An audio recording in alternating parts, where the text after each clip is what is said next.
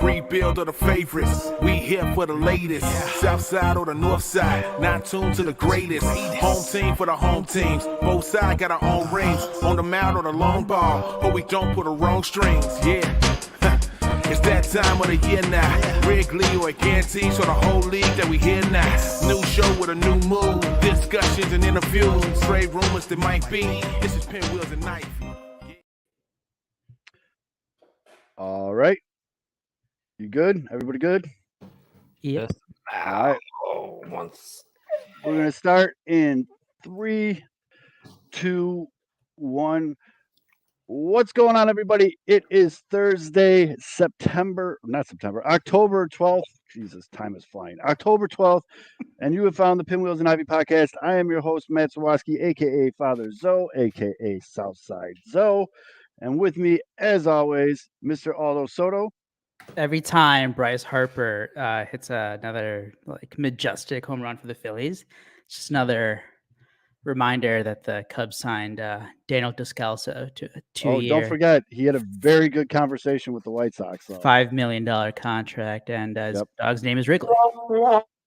And also, not only did he have a good conversation with the White Sox, he wanted to come to the White Sox. Both sides. We both get that every time. The White Sox Cub trolling has already begun in the comments. Is this a Cubs Tober pod? And as always, the good Reverend K. Fids. Just a quick, gentle reminder that this podcast also in the past previously endorsed drafting a certain Grand Slam Phillies hero, Bryson Stott. But the White Sox went with fan favorite Andrew Vaughn, passed on Bryson Stott, who is hitting home runs in the postseason. So we will do that little quick reminder that you're here first. And where is Bryson Stott from, Fids? I think he's from a place in Southern Nevada. It took 4 years. We finally got Mesquite. 4 years later, we finally got Kevin to talk shit about Andrew Vaughn. Yes, it took forever. All right, so ladies and gentlemen, the mid player that is Andrew. Team that needs ladies and gentlemen, we are full effect off-season podcast mode. Get excited. You always know that this is the fun time of the year where we literally probably have to pull shit out of our ass to fill an hour, but large pieces of furniture even. But we're doing something tonight that I hope we can do through the entire off season, and it kind of just fell into our lap. So there was a Seattle podcast. I'm repping for them tonight. The Marine Layer podcast, and our new buddy Lyle Goldstein went on there, and he made a TikTok. And you guys all know I love the TikToks. I'm so old. And Lyle made a TikTok about a potential trade between the Mariners and the White Sox. Now, I would like to say that Lyle was going to be the first guest that we've had on the show that wanted to trade Luis Robert Beef Loaf, but he isn't. But Lyle was cool enough, and he had the fucking stones enough to come on this show right now to not only defend his take, but talk about it. So I got a lot of respect for the kid. We're going to bring him on in a minute, and then we're going to talk about postseason baseball. We're going to talk about basically what to do with the White Sox and how they are becoming the Nashville White Royals. That's so hard to say. I was going to get back to it. Maybe the Royal Sox. The Salvador Perez part kind of threw the White Royals off track there. Yeah, that he might tint the waters a little bit, but we're gonna get all that and a lot more because we are again off season podcast mode. Connor Bedard scored his first goal, so we can talk about that for an hour if you guys want. But all that, Chicago, and a lot more. Oh, we'll talk about that cheeseburger. Let's tap this keg. As always, the show is brought to you by Sports Mockery, sportsmockery.com. Make sure you're downloading the app, turning on push notifications, so you'll be the first person to know when Connor Bedard gets his first hat trick and is able to drink his first beer. Sports Mockery, sportsmockery.com, as well as Uncle Bud's. Ladies and gentlemen, Uncle Bud's redid their menu a little bit. They got a great drink specials going on, and I've seen it now, ladies and gentlemen. I know I alluded to it 2 weeks ago, but Tuesday Night Bingo is fucking lit at Uncle Bud's. Uncle Bud's, 9700 South Cicero Avenue in Oak Lawn. Great drink specials, great food specials. The slots are paying out, folks. Some dude won $5,000 2 weeks ago from there. Came in after work. He had his the Carhartt on with the reflector vest, and he threw in a 20, had a couple old styles, and walked away $5,000 richer. So Uncle Bud's, and it's been Senior Sox approved. We appreciate that, Bud. There you go. Uncle Bud's 9700 South Cicero. Okay, ladies and gentlemen, let's get into it. By now, if you are on White Sox Twitter, you've seen the video. You've probably you felt some kind of way. It's probably roasted our poor guy over here. Probably roasted our poor guy a little bit. But again, I can say much respect to the guy for showing up the day of. And I reached out on a Women of Prayer, and he showed up right away. So good on you. We're gonna bring on Lyle Goldstein. Lyle, how you doing, bud? I'm good. This is a cool podcast. It's good to be hanging with you guys. I may or may not be like the most hated person on White Sox Twitter right now. Not. You're definitely not. I can give you a list of like 100 people above me, because I told you White Sox Twitter is it's the insane asylum of baseball Twitters. Well, we got a little taste of it this week for sure. And to be fair, when we put this whole trade out there, like usually we'll get some comments on things. There's always comments, and somebody usually finds it that says, oh, we hate this, which is just social media in general. But I never in a million years expected to get the traction that it got. Yet here we sit. Like 12 hours ago, did I ever think I'd be sitting here doing this? No way. But here we sit. So for those of you that need to find Lyle, you can find him at Lyle_Goldstein on Twitter. He's a PXP broadcaster. His podcast, of course, is the Marine Layer Pod. You can find that at Marine Layer Pod. We'll make sure to tweet out all where you can find him later on. He is a writer for Just BB Media. He is an ASU grad, go Sun Devils, and he is bold enough to come on the show. So now, Lyle, I'm going to let you set the scene, because I saw the trade or the signing idea of probably one of the biggest free agent pitchers in the marketplace, Blake Snell, okay. I fucks with that. That's a good idea. And then walk us through the thought process for going after Luis Robert. Sure. So where the Mariners sit right now, they're in a spot where a lot of people have used the phrase they need to get uncomfortable. And what that means is they're in a position where they made the playoffs a year ago. They just missed it this year. They fell short of expectations. And everybody's pointed to the fact that they need impact bats if they want to truly get over the hill, if they want to be on the same level as the Rangers, the Astros. And we've seen what those guys are doing in the postseason. They're hitting and they're hitting nonstop. Mariners offense just doesn't have enough true impact in that lineup. So where do you look? Of course, the offseason rolls around. You look at the free agent class, and who's the guy that stands out amongst everybody? Well, there's one golden star in the entire class, and that's one Shohei Ohtani. Do I think the Mariners are going to be in on him, by the way? Absolutely. I think they're actually going to be very competitive in those sweepstakes. Do I think they end up signing him? I wouldn't bet on it for sure. So if the Mariners don't end up getting Ohtani, and let's say he goes to the Dodgers, which it seems like are the favorite to land him. Yeah. So you guys think so too.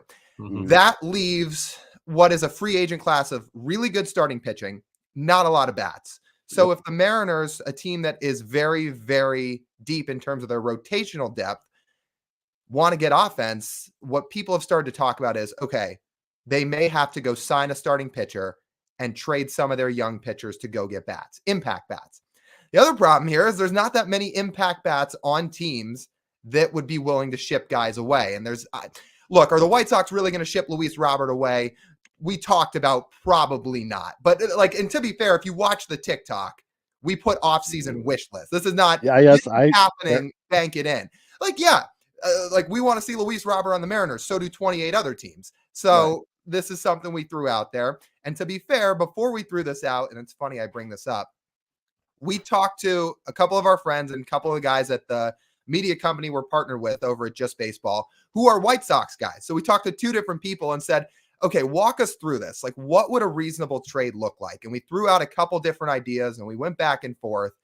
And for the most part of what we gathered, this is kind of what we settled on in terms of what around the ballpark of what we thought the right trade package would be. And we figured, look, not everybody's going to like it. Not everybody's going to be on board with it. But this is somewhat what we felt like was in the ballpark between a starting pitcher with 6 years of club control, because Wu didn't even hit his service clock yet. Cole Young, who's the Mariners' #1 prospect and is only rising his stock, by the way. And then Jonathan Clase, who's still in their top 10 and just came off a season where he hit 20 bombs and swiped 79 stolen bases. Yeah, that's a real stat. He swiped 79 stolen bases this past year. So we put it all together and threw it out there. And it wasn't supposed to be some type of fleece, but I think that's how White Sox fans took it. So we really did try to think this out. And again, try to talk to some White Sox people to make sure we avoided this type of scenario. But long-winded answer, I don't think we did, as the reason I'm sitting right here with you guys.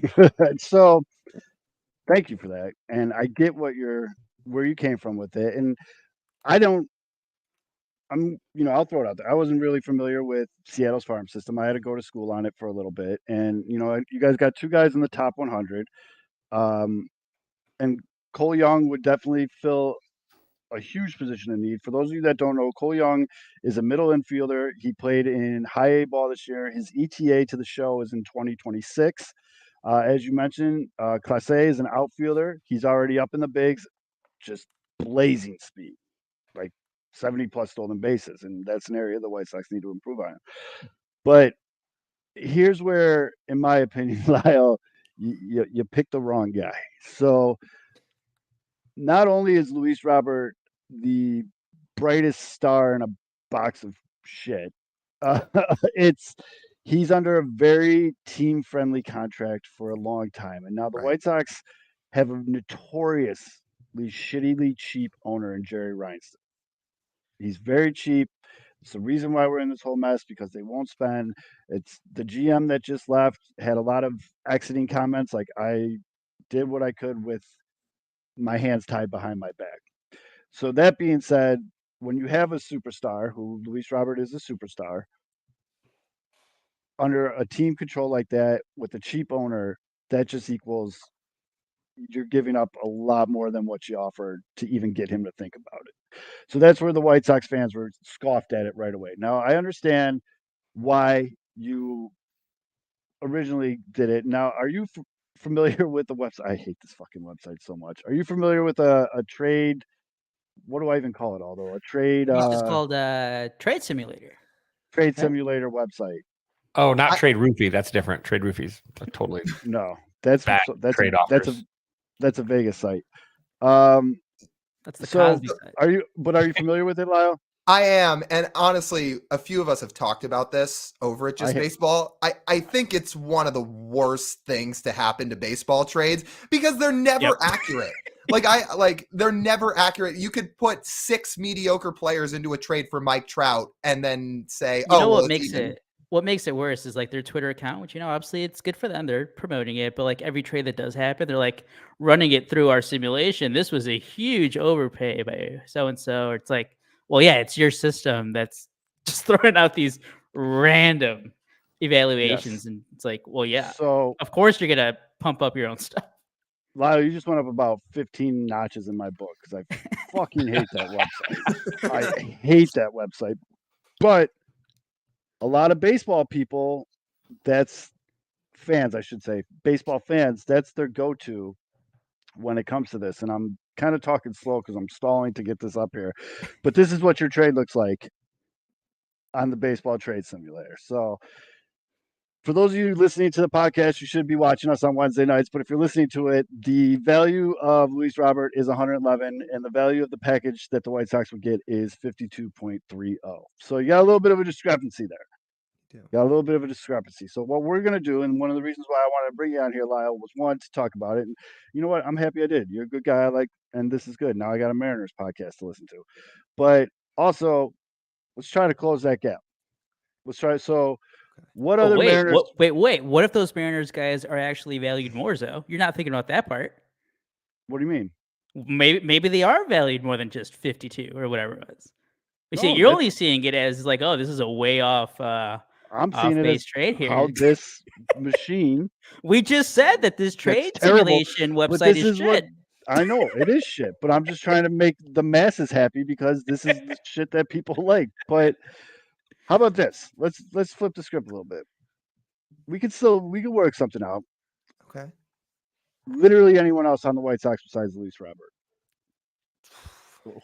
Can I interest you in Eloy Jimenez? So I was gonna say the only thing here is I know you guys talked about pre-recording that. Yeah, let's see who else we could work out a trade with where the Mariners still get some bats, and no disrespect or anything, but you can't hurt our I don't know which player in that lineup would exactly be enticing for the Mariners' needs outside of Robert, which is why we threw the offer out there. Okay, I have a question for you guys, and I guess this will be a 2-parter, and I wanted to propose this when I brought this on. If I flipped Brian Wu and turned it into Logan Gilbert, Are you guys more interested then? Yes. Okay. So it's interesting you say that. And here's why I specifically didn't put Gilbert in the trade package, because we did think about it and we talked about it before we put this whole thing out there. Logan Gilbert has 3 years of club control left. He's a free agent. That would be after 2026. So he has 3 years of club control. He's about to enter arbitration. Logan Gilbert's really good. So as those 3 years start to build up, he's going to start to get a lot of money in arbitration. And in the scenario, again, do I really think this trade's going to happen where the White Sox would deal Luis Robert? No.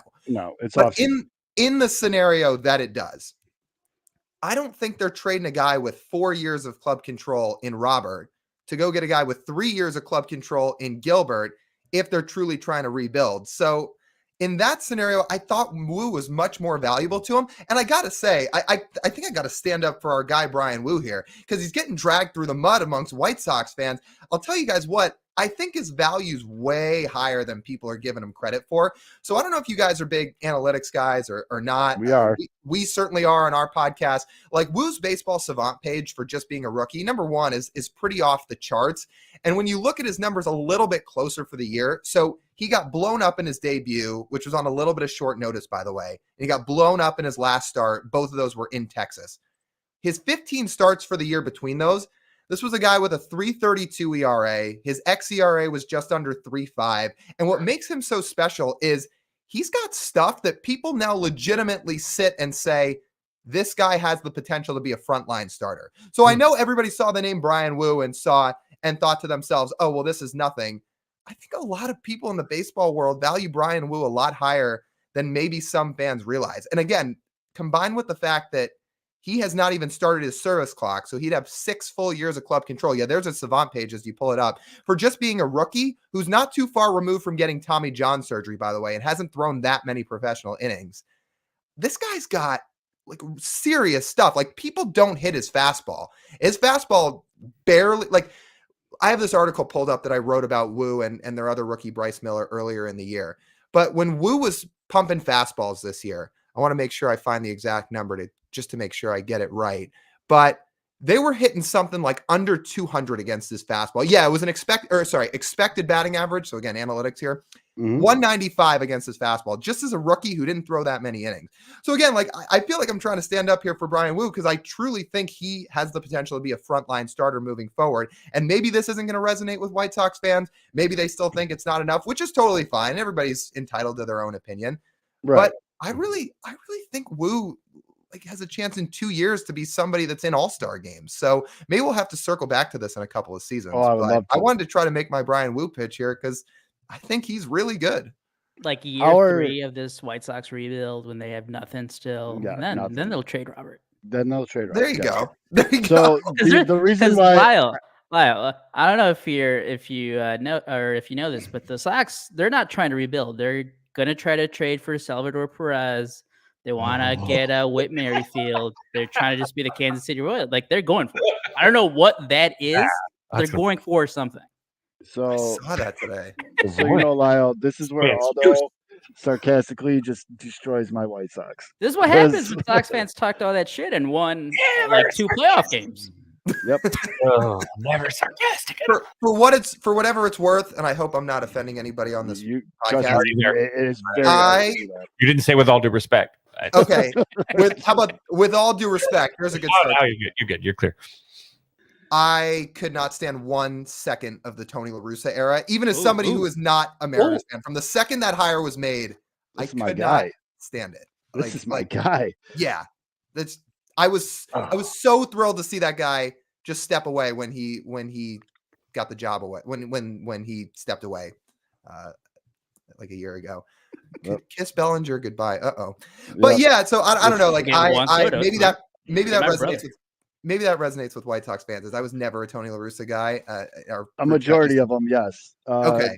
The over probably 55 demographic might not agree with you that much because they thought there was some juice left in the tank there. But I think the falling asleep in the dugout was really the straw that broke the camel's back for a lot of people. It wasn't a very, very popular hire. I will tell you that in Chicago. Now, I will say you have educated me on Brian Wu because I was not. It's like that Shaq meme. Like I was unaware of your game because for those of you that are listening, that didn't see, there's a lot of red on his Baseball Savant page.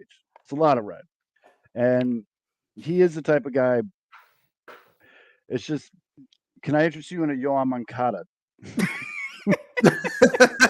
just keep offering worse options. Hey, Yoan finished strong. All right. Well, you got to play that up. So come on, just be like, ignore when he was hurt for 4 months. Look at his August and September numbers. He's a Mariners fan, though. Julio Rodriguez stunk at the beginning of the year, and then he was arguably one of the best players in baseball to finish the year. Yoan Moncada was right there, bud. Sure.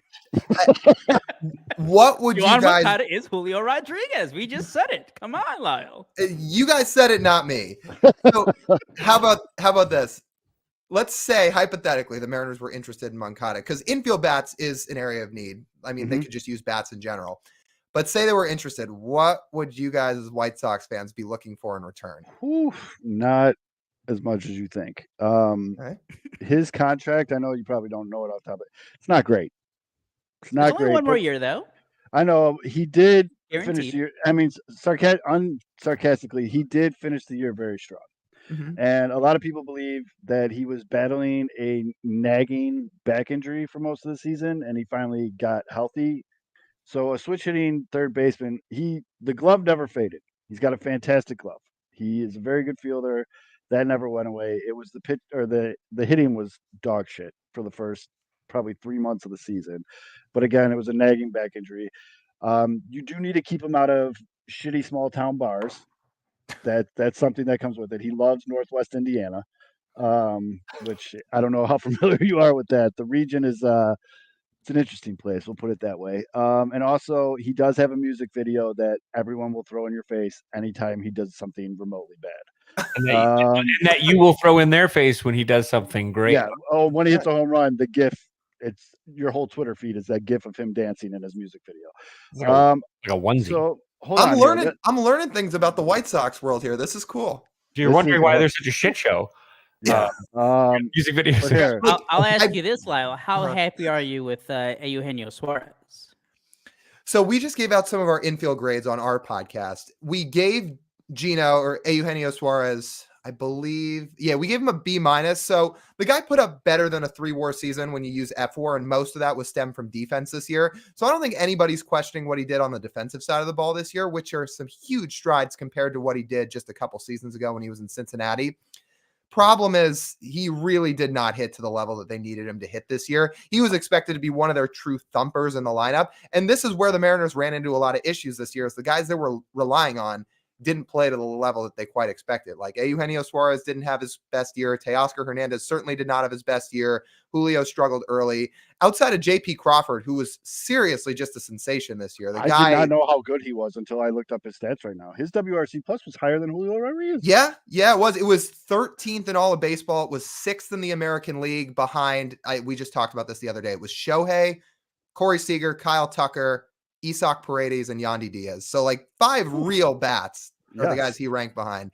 And he had a total like 180 of a turnaround here from what he'd done the past couple of years to 2023, because his offense was great. But that was the thing. Outside of JP Crawford, there just wasn't enough consistency in the lineup, and I think it cost them long term. But long-winded answer to your question there, Aldo. Eugenio Suarez, good season. It could have been better. What if you do like a 1-for-1? Maybe the Mariners add a little money. You get Moncada. The Sox get a cheap third baseman with some pop. Huh? Each guy has a year left on their contract. So what? Moncada's a free agent after 24. Suarez is also a free agent after 24. Yes. I think there's just more question marks with Moncada, though. Just because, I mean, he had the great offensive season a couple years ago. He's younger. He is younger. I just think there's much more of an unknown. Is that fair to say? That's true. But on the flip side, higher chance of a bounce back year. It's true. I will say, I think that move would not resonate well in the Mariners clubhouse, because even getting away from all the sabermetrics and stuff that we love to talk about, Eugenio Suarez is loved beyond belief in that Mariners clubhouse. He's like one of the leaders. He's one of the, his whole saying is good vibes only. I don't know if it'd be great vibes in that clubhouse if they traded him away, especially for Moncada. So who are the good vibes guys in the Sox right now? That was a serious question. I don't know. I know. I'm trying to think. I'm going to bump in this real quick. I feel like you're teasing me with this. I am 100% intrigued by Felnin. Is it Celestin? Is that how you say his name? Felnin Celestin. Oh, yeah. So he was the number 2 ranked international signing in this past class behind only Ethan Salas, the catcher for the Padres now. And look, I know the rankings are where they are right now, but a lot of people think Celestin has the highest upside in the whole system. And look at his numbers, his speed, his foot speed too, and he's got a good arm. He's got a plus arm. I'm super obsessed now right now with this guy. He's a switch hitter. Where is he from? The DR. Yeah. Okay. He was an international signing. And he's a long way away. Like he's probably 5 years away at best from the big leagues. He's only 17, 18 years old. But the upside that people believe he has is just sky high. We have on the screen here on that real quick. The Mariners top prospects, and as you're watching this, you notice I'm scrolling down when we're talking about Yoan Moncada. I'm thinking. By the way, don't know, Yoan Moncada has $24 million owed in 2024, and then there's a club option for $25 million. The block. Is he really? He's owed $24 million next year. Yep. Yeah, that's wow. Yeah, so basically, if they did move Yoan Moncada to the Mariners or to anybody, the White Sox are going to have to eat money. And as previously mentioned, Jerry does not eat money, so we're pretty much stuck with them. As Ian, our farm expert, our buddy Ian in the comments said that there are 2 trains of thoughts about Yoan Moncada. It was one, what I think, that he was battling a nagging back injury for most of the season, and it flipped, and we saw what it was. Or 2, the light bulb went off in his head that career year or contract year coming up, time to play now. I'm going to help you out here, Zoe. I'm going to keep pumping the tires. Yoan Moncada went healthy. He was a top 5 third baseman in baseball. Yes, he was. I mean, his glove is elite. It really is. It's elite. He did finish the year with I can't even say his stats. He had a 98 WRC plus. He was a 1.2 WAR player, but it's just. Zoe, come on. We talked about this. You got to do. I'm trying to think of Fangraphs, go to Game Log, and then split it from when he started to get hot, and then just read off those numbers. I know you have JP Crawford, but the Mariners could probably use a second baseman, right? Who couldn't use a second? Everybody uses a second baseman. Can I interest you in a $14 million Tim Anderson for a year? Man, he's coming off a tough year. So I'm telling you, man, it's perfect. It went from Luis Robert, Eloy, Yoan, Tim Anderson now. I mean, so the Mariners made a trade for a second baseman at the deadline because they traded Paul Sewald away. They got back Josh Rojas, Dominic Canzone, Ryan Bliss. And so Rojas is a second baseman, or he kind of plays everywhere, but mostly he's at second base for the Mariners. And Ryan Bliss is a second baseman who they think will be on the team and contributing in some capacity next year. So look, could the Mariners upgrade at second base? Sure, they could. Are they going to? And would it be for Tim Anderson? I don't know. You Aldo said it best. You guys are really talking me down. We're talking like one of the we need to start the other way around. One of the game stars in Luis Robert to a guy who got knocked out by Jose Ramirez. Yes, he did. We should have started like Romy Gonzalez and then gone up to like and then we finish off with Tim Anderson because then he looks the best out of those 3. No, but see with Tim, I think Tim is a very interesting case. Start with Gary Coleman, and then you end up with Yao Ming. You've got to do it the right way. One, it's 14 mil. You know what I mean? And Tim did, again, quietly, because the beginning of his season was so horrendous. He did finish the year. I think he had like he's talking about our the groundskeeper. Artificial turf. You guys need an upgrade for your field. Anybody getting injured? Twisted ankles or? Yeah, or better field conditions. So TA's fielding is definitely something to leave desired. The bat, once the games didn't matter, TA went on like a 18-game hitting streak. Like he did eventually kind of figure out. He's another one that had a nagging injury, and he also had a nagging situation where he had a very vocal side chick and a baby with her that she literally named Seven. She's a big Seinfeld fan. Welcome to the explaining the White Sox shit show to someone from the outside. It just makes me feel like dog shit, but it's so bad. I can't even trade this guy Tim Anderson. This is brutal. I was gonna say I won't go down the rabbit hole, but believe me, there's a whole world of Mariners like downside, like not even downside Mariners, just like Mariners incompetence that I could spew over the course of a half hour or whatever to you guys. Because we're talking about a team that till last year not only hadn't made the playoffs in 21 years, they're still currently, as we sit, the only team to never make a World Series. So at least for you guys, you got to see the White Sox win a World Series. I don't even know what it's like to see them. I mean, I say win a playoff series. They won one playoff series last year in the wild card round in Toronto. But in my lifetime, like win a game in the ALDS. I was too young to remember 2001 when they won 116, and past that, like, forget it. Yeah, you're too young to remember the Griffey, Jay Buhner, Edgar Martinez, Randy Johnson teams, huh? No. So speaking of that, Lyle, what are your thoughts or your overall feelings now? I think he's like 7 years in of Jerry DiPoto.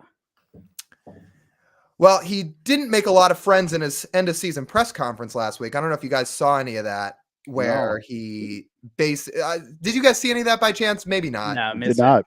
Okay, so it kind of made some national headlines because the big quote that was floating everywhere is he was telling fans if our goal is to win 54% of our games over a decade. Oh, that was from him. I saw that. Okay, so you did see that, look, I understand the general premise of what he was trying to say because there was a stat put out there. The 5 teams in the last decade to win 54% of their games or more are the Dodgers, the Yankees, the Astros, the Guardians, and why am I blanking? Oh, the Cardinals. So it's those 5 who have all been really successful in the last decade, and 3 of those teams have been in a World Series. So I understand generally what he was trying to say. Issue here is he was saying, look, some years you'll win 50%, some years you'll win 60%.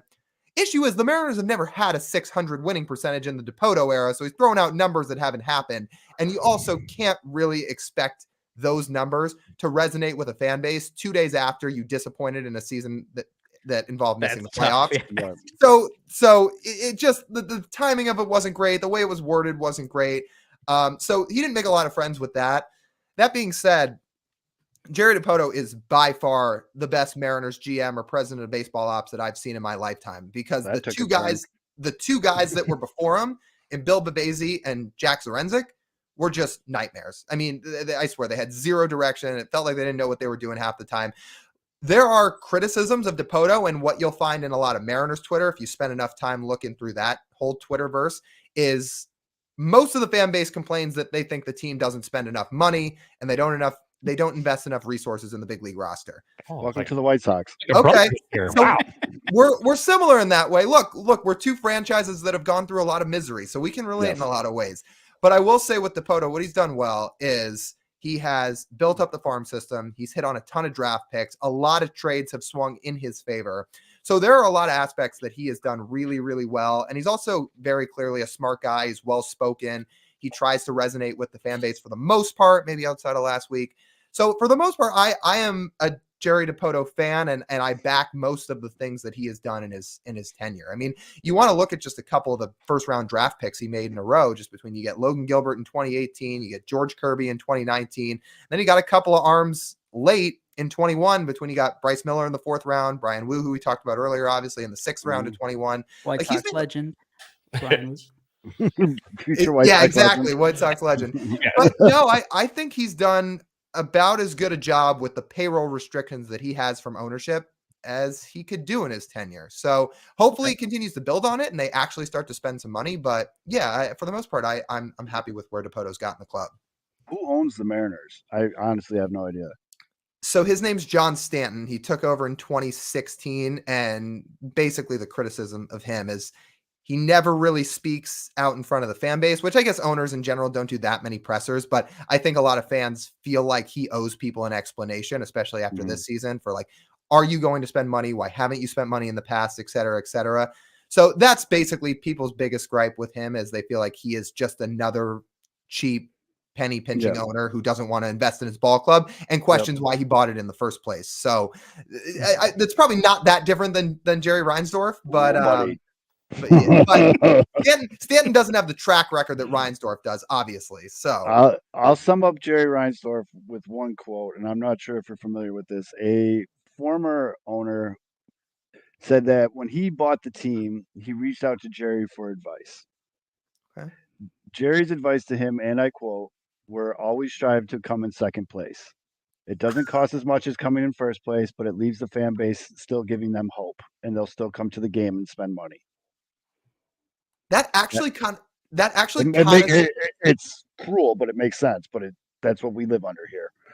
That actually kind of sounds like, funny enough, a quote one of the old Mariners owners had when I was really young, like in the early 2000s. There was some quote that got put out there where he said, it's not actually our goal to win the World Series every year. We just want to be competitive and hope that one day it could maybe get us there or something along those lines. Hell yeah. The first part of that quote was, he said, it's actually not necessarily our goal to win the World Series. So again, here we are. There's more similarities than you think between the White Sox and the Mariners. Yeah, I'm actually starting to feel like we have a good kinship here. Because this is, you guys have a stud center fielder, Julio Rodriguez. You have a stud center fielder, Luis Robert.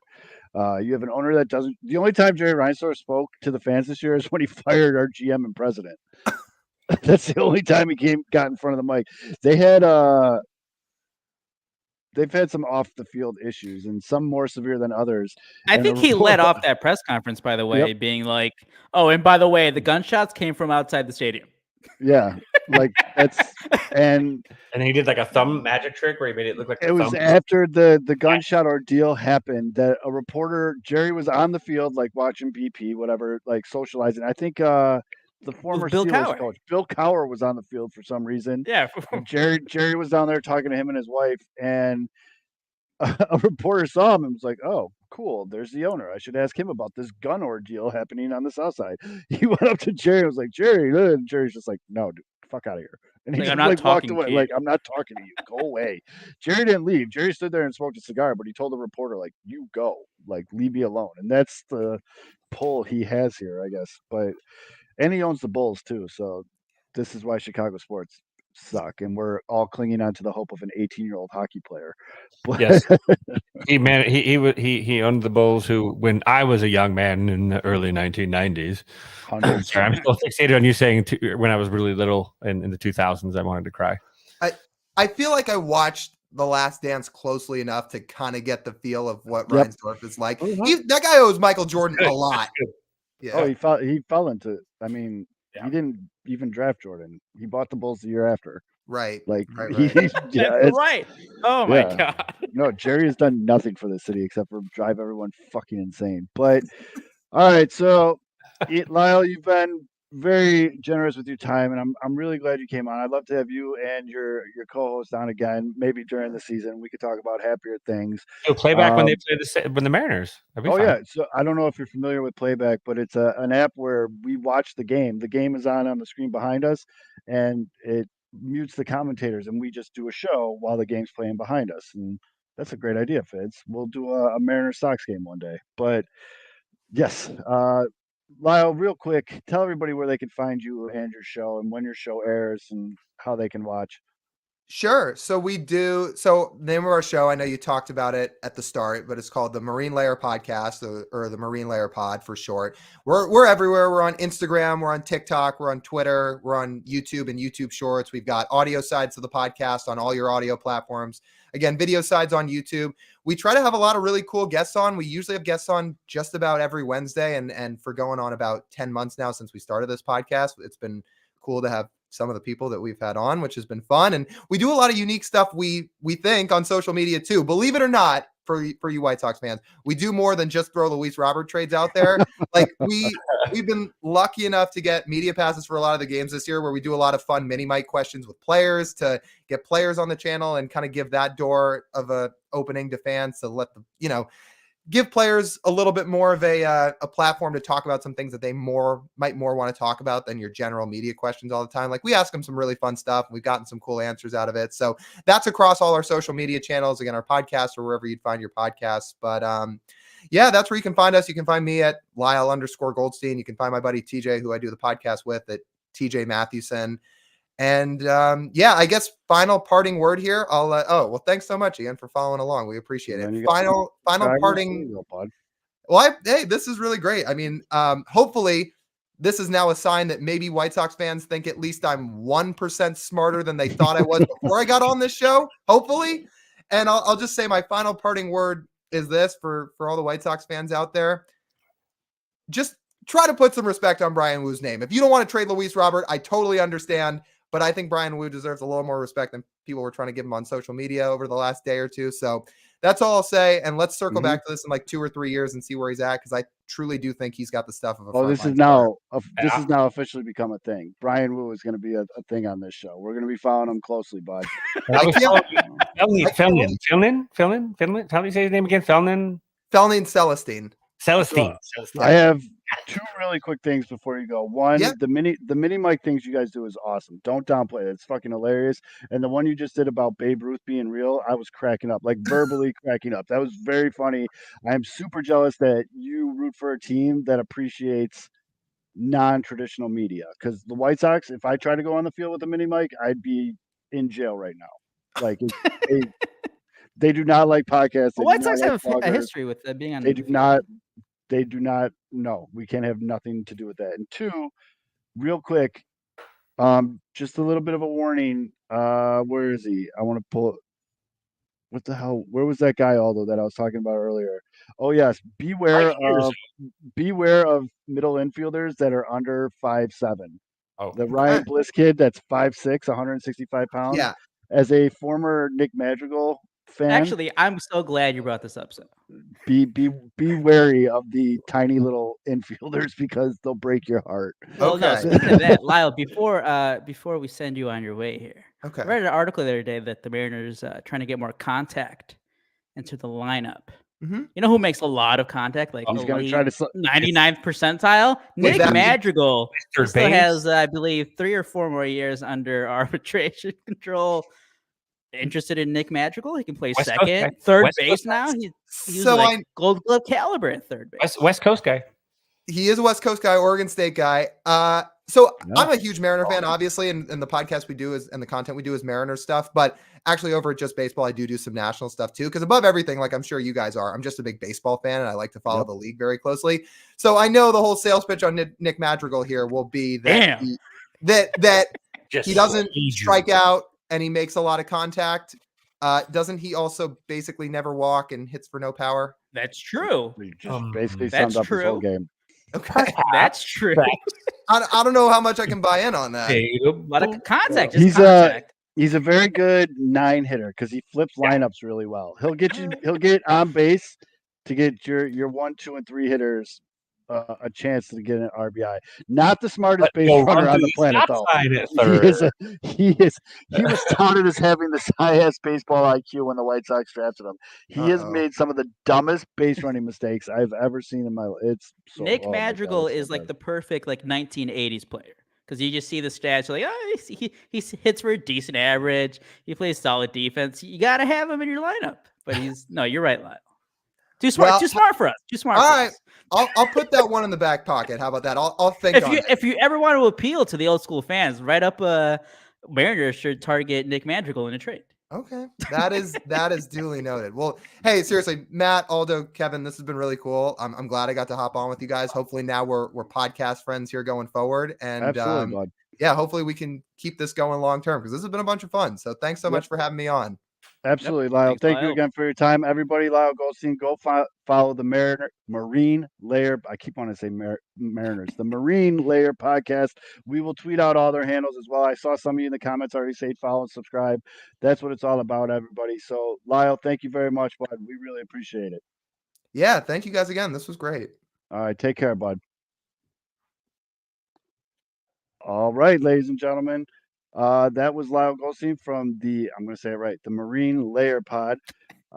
So now I have to say, I like that he's like, I think hopefully my the belief that my IQ went up a little bit on White Sox Twitter, but then you came on the show, so it kind of counteracts that a little bit. Oh, and you guys want some breaking negative too? No, I got some breaking news too. Awesome. We have an all Texas ALCS now. It's Rangers Astros. So fuck off. Are you going to root for Jose Abreu? Fuck off, Twins. Yes, I will root for Jose Abreu. Okay, go Astros. I found a lot of joy watching Jose Abreu hit nukes and just end the Twins season. It was fantastic. I would love Jose Abreu getting a ring would warm my heart big time. Like that would be a big thing for me. I would be very happy. And Lance Lynn on the other side of 4 home runs, dude. Big Papa Pump is getting pumped. This guy fucking sucks. Wow, dude. I almost feel Dude, like the White Sox won that trade.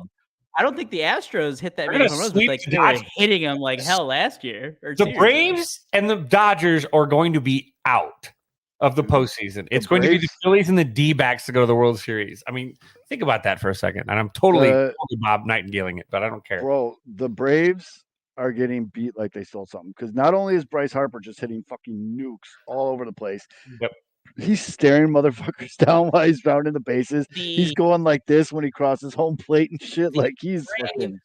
The Braves and the Dodgers are a perfect example of in postseason baseball. While we all do love the home runs and you hit home runs, that's how you win. On the flip side, you still need great starting pitching. Yep. The Atlanta Braves heading into the playoffs, everyone knew it. Everyone was talking about it. I was like, they have Strider. They have Fried, who's coming off like a little hand injury or finger or blister. And it's like, and then Charlie Morton was out. Also a finger injury, I think. Like they weren't so set up when you're facing a good offensive team like the Phillies. And the same thing with the Dodgers. You have Clayton Kershaw, who was injured, like wasn't pitching, and then he comes back, and then got Nightingale. How many home runs? I'm dead serious. How many home runs did the Phillies hit today? I mean, it's 6. Harper hit 2, Turner, Castellanos, so at least 4. I know Marsh had 1. Let's see. And like that's the thing. You still need 2 for Castellanos, 2 for Wait, Castellanos hit 2? Yeah. Marsh hit 1. Turner hit 1. So let's see, 2, 4. You still need in the postseason. You still need 6. 2 horses in your starting rotation. 6 home runs today alone. 7's the key number. Oh, sorry. But a little tail by the sea. The Phillies are like the prototypical. This team was. Why is Connor Bedard down on the ice? He's thirsty. He was just. Why would you go to commercial after that? He had his head in his hand. He was laying against the board. Concussion season's over. All right. Jeez. Moving on. That was all right. That was a fun game and a half. Wow. Hold on. But anyways. No, actually, so keep us notified. That's the Blackhawks saved hockey. Did you see that? Did you see that number? Highest regular season. Nope. All I'm seeing are tweets that say Bedard, please be okay. Fucking. Oh, jeez. He went down hard. Yikes. He went down hard. Stay up north. He went down hard. It's fine. Young body. Put some ice on it. Get back in there. Recovers fast. I feel like he'll be okay. What's his nickname, by the way? Oh shit! I just got a hockey accent right there. I don't think he has one. Is it like Darty? He's still got Darty acne, man. He's so young. Just watching the interview last night, I'm like, he's a kid. Betty? Like he is a boy. No offense. Like he's incredible, but he's got. I mean, that's what. I mean, he runs exactly like Kane. That's what Kane looked like. He seems so young, and yet when he's out there.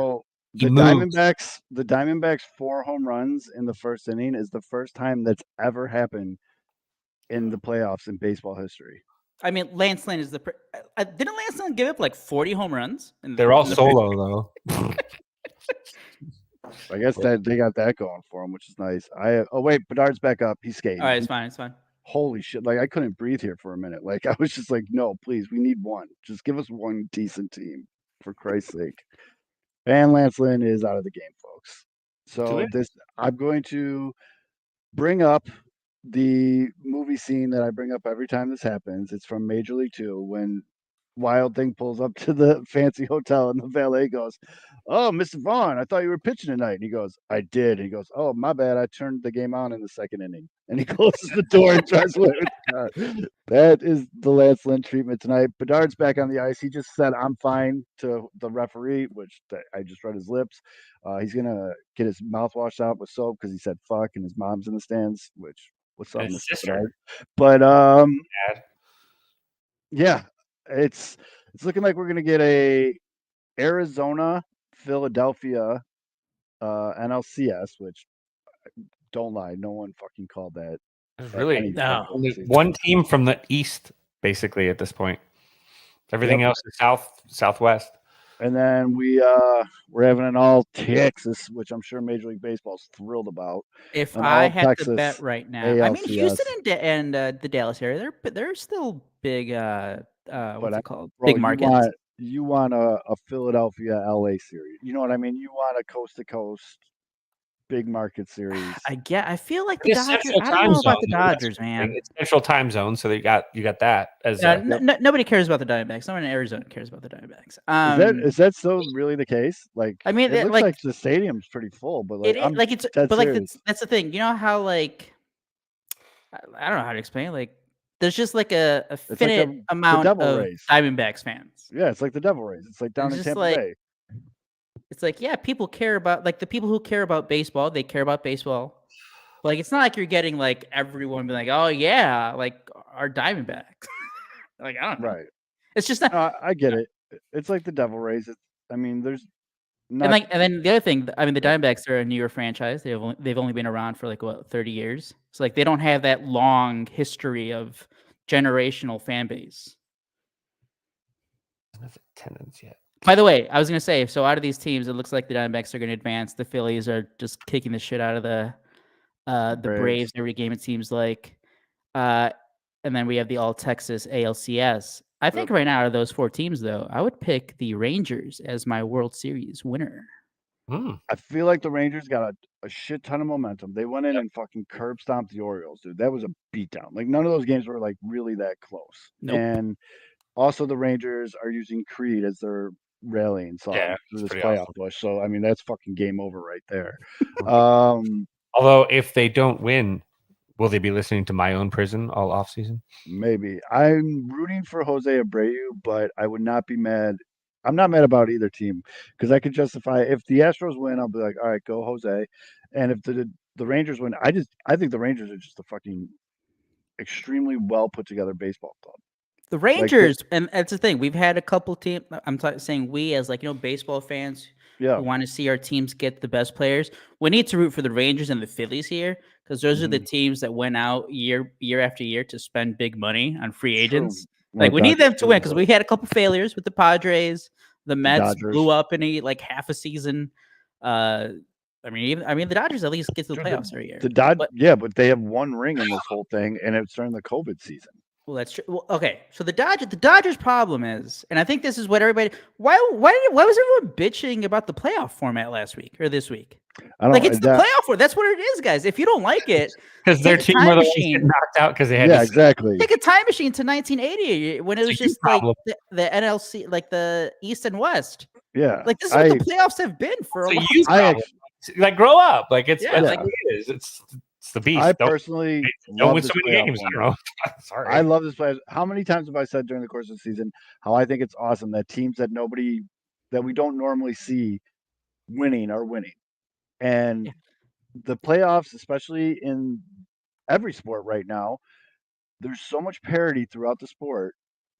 There's good players on every team. Even the White Sox got Luis Robert. Other than that, not good. But it gives everybody a chance. It makes me want to watch it. I don't want to watch a team fucking beat the shit out of a team. Like, you know what I mean? Like, it's, the Braves are playing this team. The Braves have the best talent. Why would I even watch it until the World Series? And people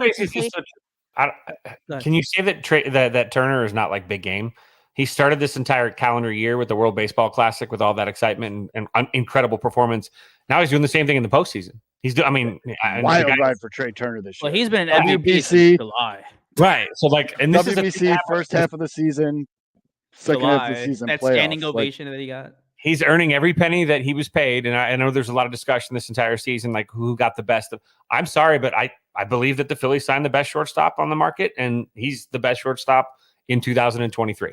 I love Dansby Swanson. He's okay. He's consistent, fantastic defender. He disappeared at the end for the Cubs. It's pretty clear why Trey Turner got the money that he got. Yep. The other argument I saw, or I guess the main complaint was like the whole rust versus rust, but then like the Astros were the number 1 seed last year and they seemed fine. So I don't. But by the way, was it only Braves fans? Like, why was there such a big, loud voice? It seemed like on Twitter. Dodger fans are saying it too now.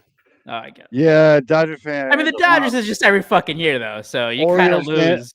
Orioles fans are saying it for some reason. Like, it's like Fitz said, it's everybody that's getting their ass kicked. You know what? Orioles, perfect. This is actually a good spring off from having Lyle on and talking about ownership there. Baltimore Orioles, obviously, great story. The front office has done a good job drafting, developing guys, bringing up to the system. And they finished 2022 strong. You know, everybody knew like, oh, Orioles are coming, guys. And in the offseason, everyone who was paying attention was like, hey, Orioles are still a couple pieces away. They need starting pitching. They're probably going to go get starting pitching. They didn't get good starting pitching. The trade deadline came. The trade deadline came. White Sox know it. Everybody was saying, hey, trade for Dylan Cease, trade for Lucas Giolito, go somewhere else, trade for these guys. They didn't do it then either. Good thing they didn't get to the postseason. Their starting pitchers suck. It's like, hey, you probably needed a good starting pitching. And like, it's going to be the same story this offseason. Like, and it goes back to ownership not wanting to spend a lot of money.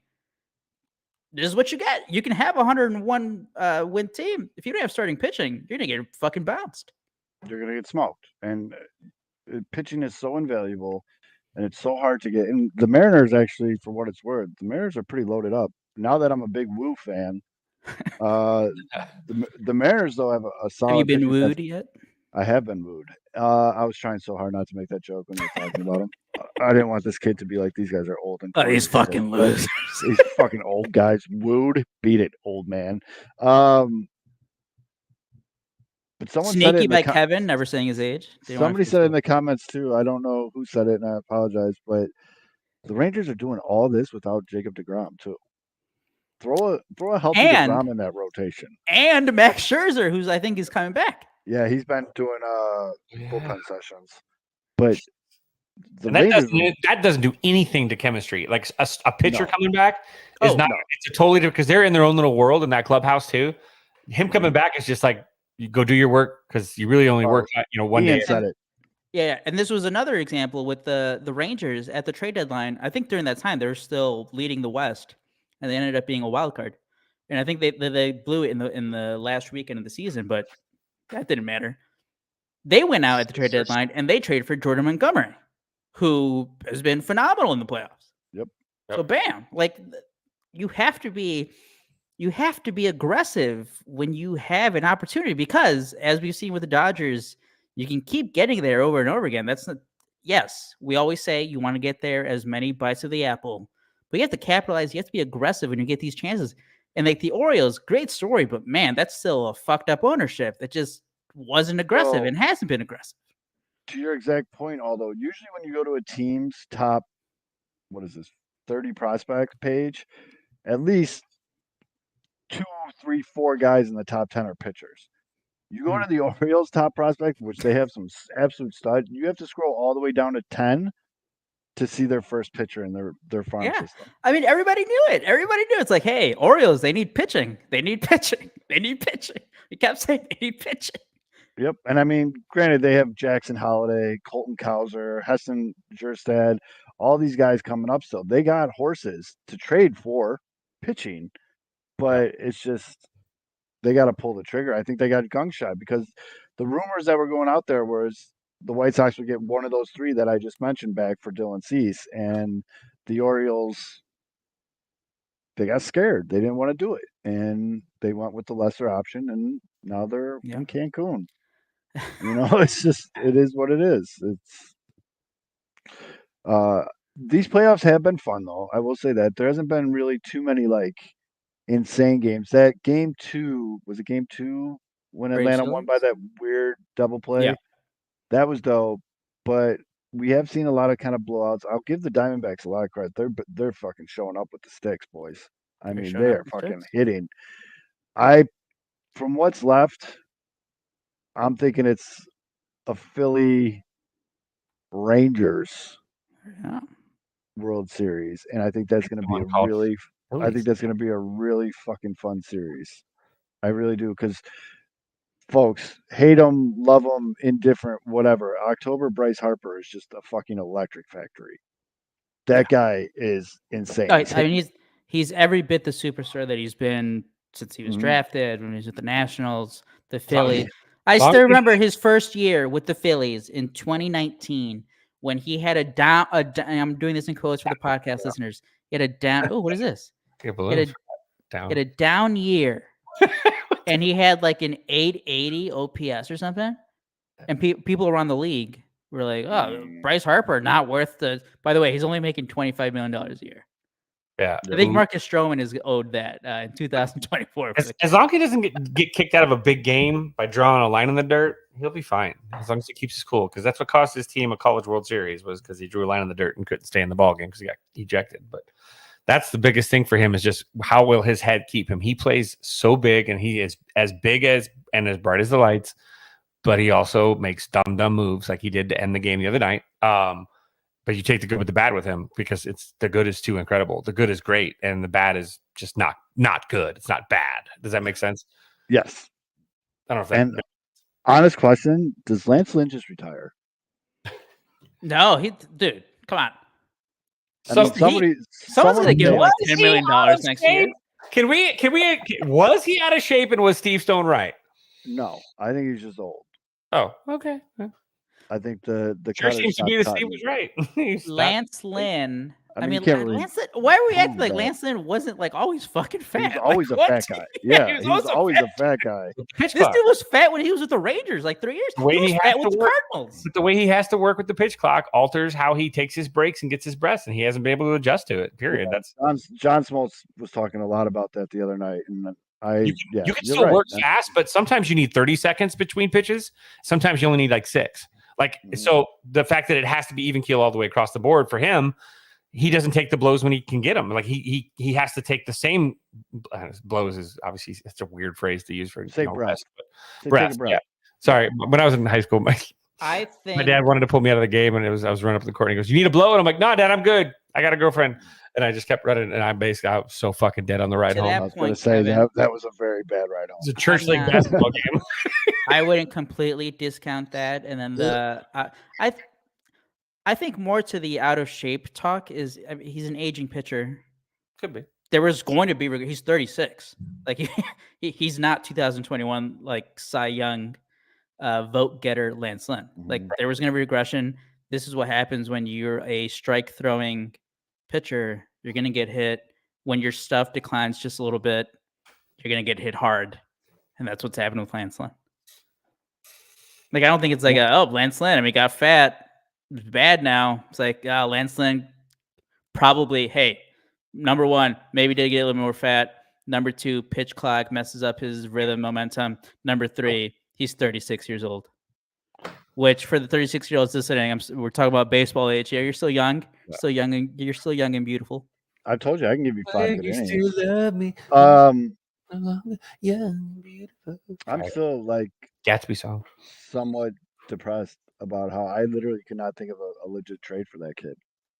I'm really fixated on this kid. this prospect.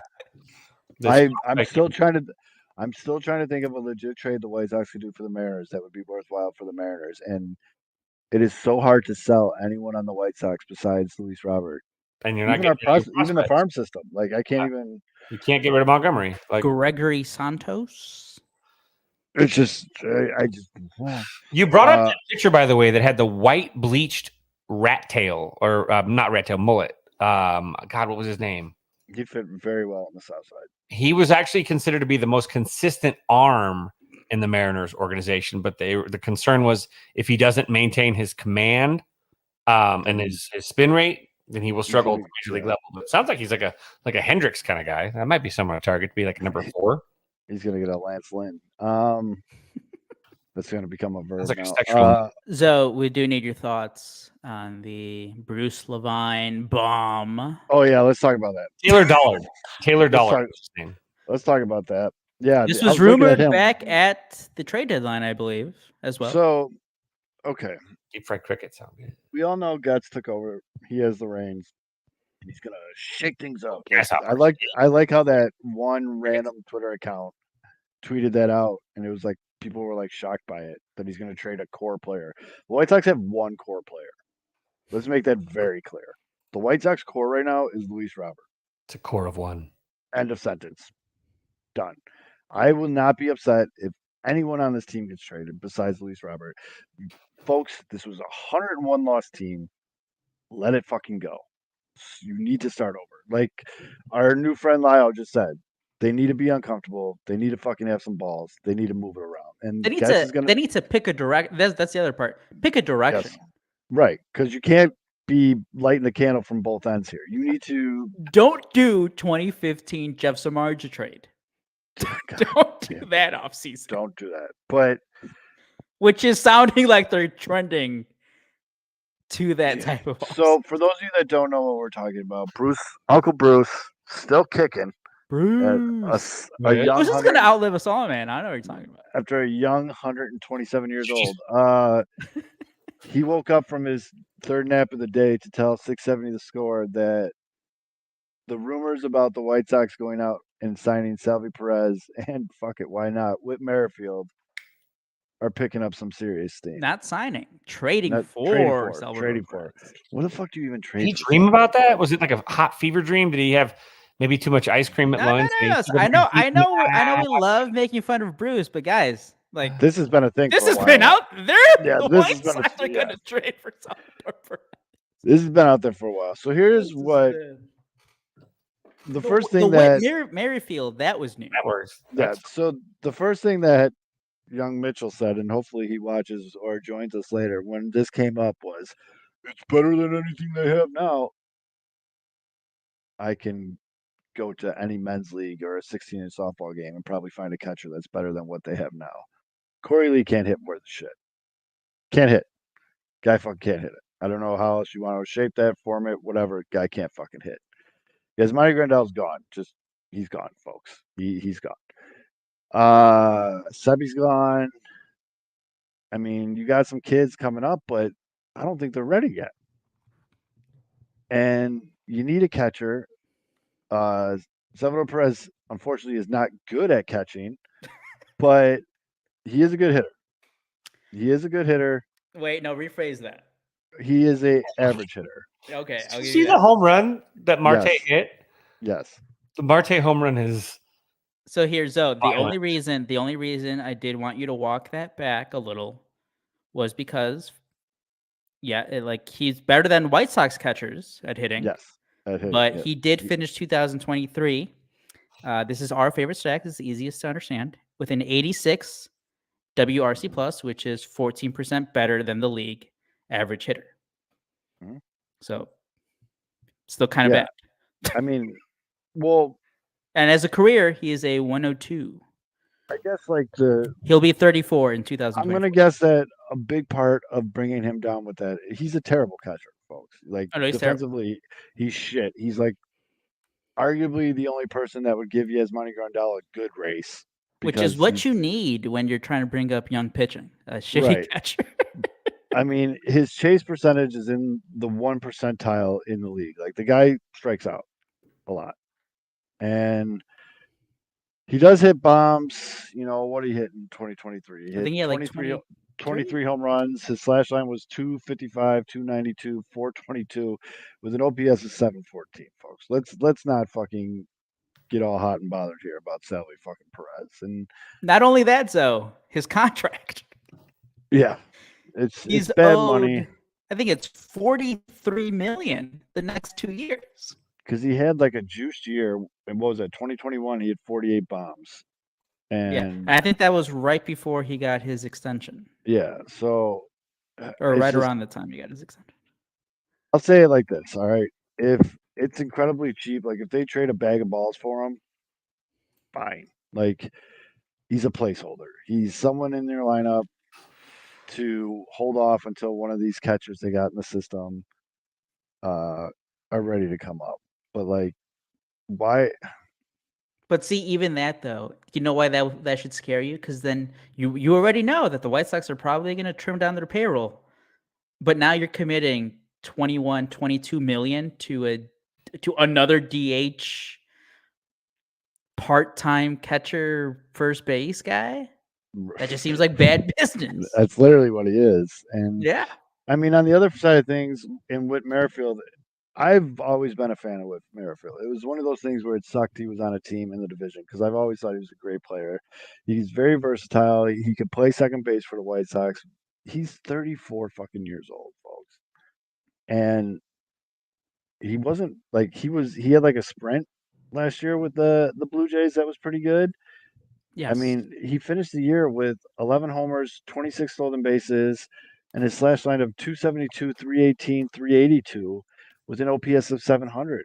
Like, this isn't Whit Merrifield 10 years ago. He's folks. Andrew like, Benintendi with a little bit of more power and a little bit more speed. and speed. Yeah, but like it's like, and I get it. Like, because Sox fans say it's like, oh well, he's an improvement, but it's like it's an improvement over very. That's what gets me, although it's like, Yeah. oh, I have this piece of shit car. Well, I'll sell you this just a little bit better piece of shit car. Oh, this is an improvement. Like when you are dog shit, anything is an improvement. Like to me, those moves, like if this is like what they're targeting, and I think it was one of our guys who listens all the time. Shout out Wayne.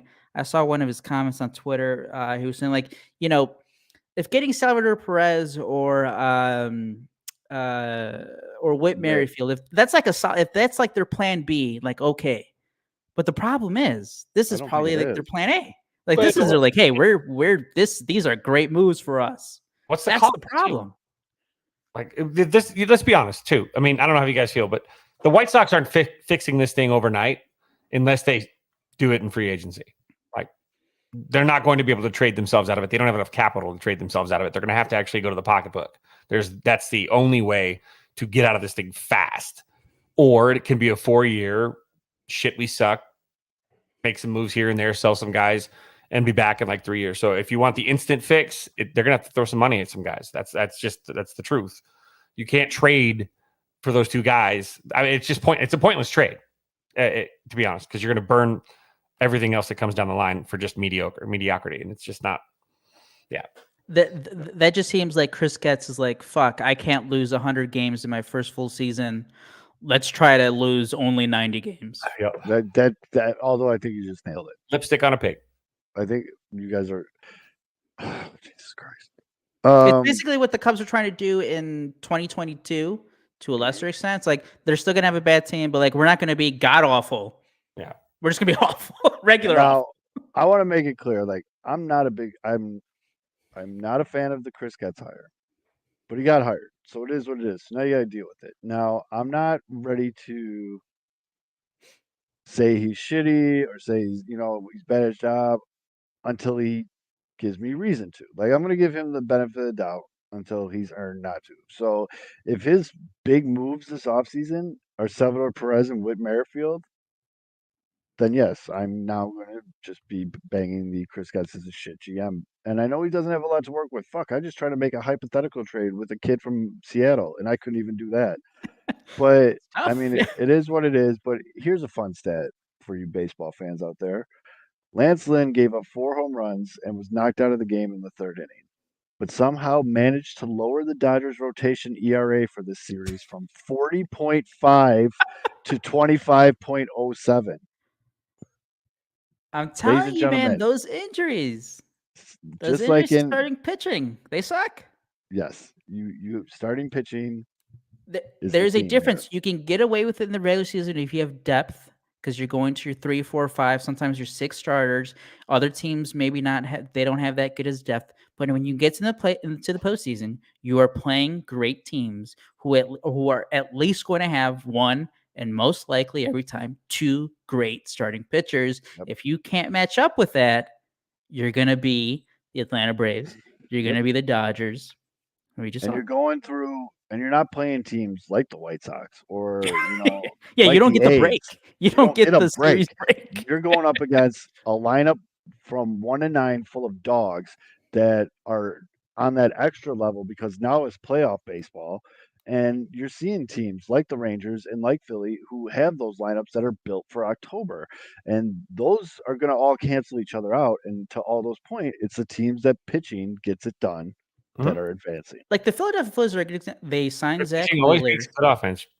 Period. They had Zach Wheeler. Fuck Zach Wheeler. Aaron Nola had a disappointing season, but he's been a great pitcher. So he has it, and he's shown up. Like Aaron Nola is going to get paid off, even though when you look watch when Aaron Nola signs his big deal in the offseason, people are going to be like, oh, he had a 4+ ERA. But no. Aaron Nola is like a legit ace type pitcher. He had one down season, but this dude's the goods. I hope the Cubs are in the mix for him. Yeah, I mean, it's so blatantly obvious, and I just don't. And that's why I don't get. And I think Nightingale, who's again the national guy, he has Does he have a White Sox in anymore now that Kenny's gone? Wasn't Kenny his guy? That's true. Yeah, I don't know. Well, I think others think that Jerry is also his guy, though. Oh, okay. Well, I guess we'll have to see how this season plays out. But like, that's one thing that just doesn't make any sense because you see the White Sox, and we just talked about this. You need great starting pitcher to win in the postseason. Like, okay, even if you believe in Dylan Cease coming back to form, fine. Even halfway back to form. Right. But even like, who else is behind there? Like, Mike Clevenger isn't coming back. He's gonna go get paid somewhere else. Hopefully, he's playing in the California Pinot League. Like Michael Kopech, you have no idea what the hell this dude's gonna be. It's a roller coaster season. And then mostly bad. Touki Toussaint's like the 3.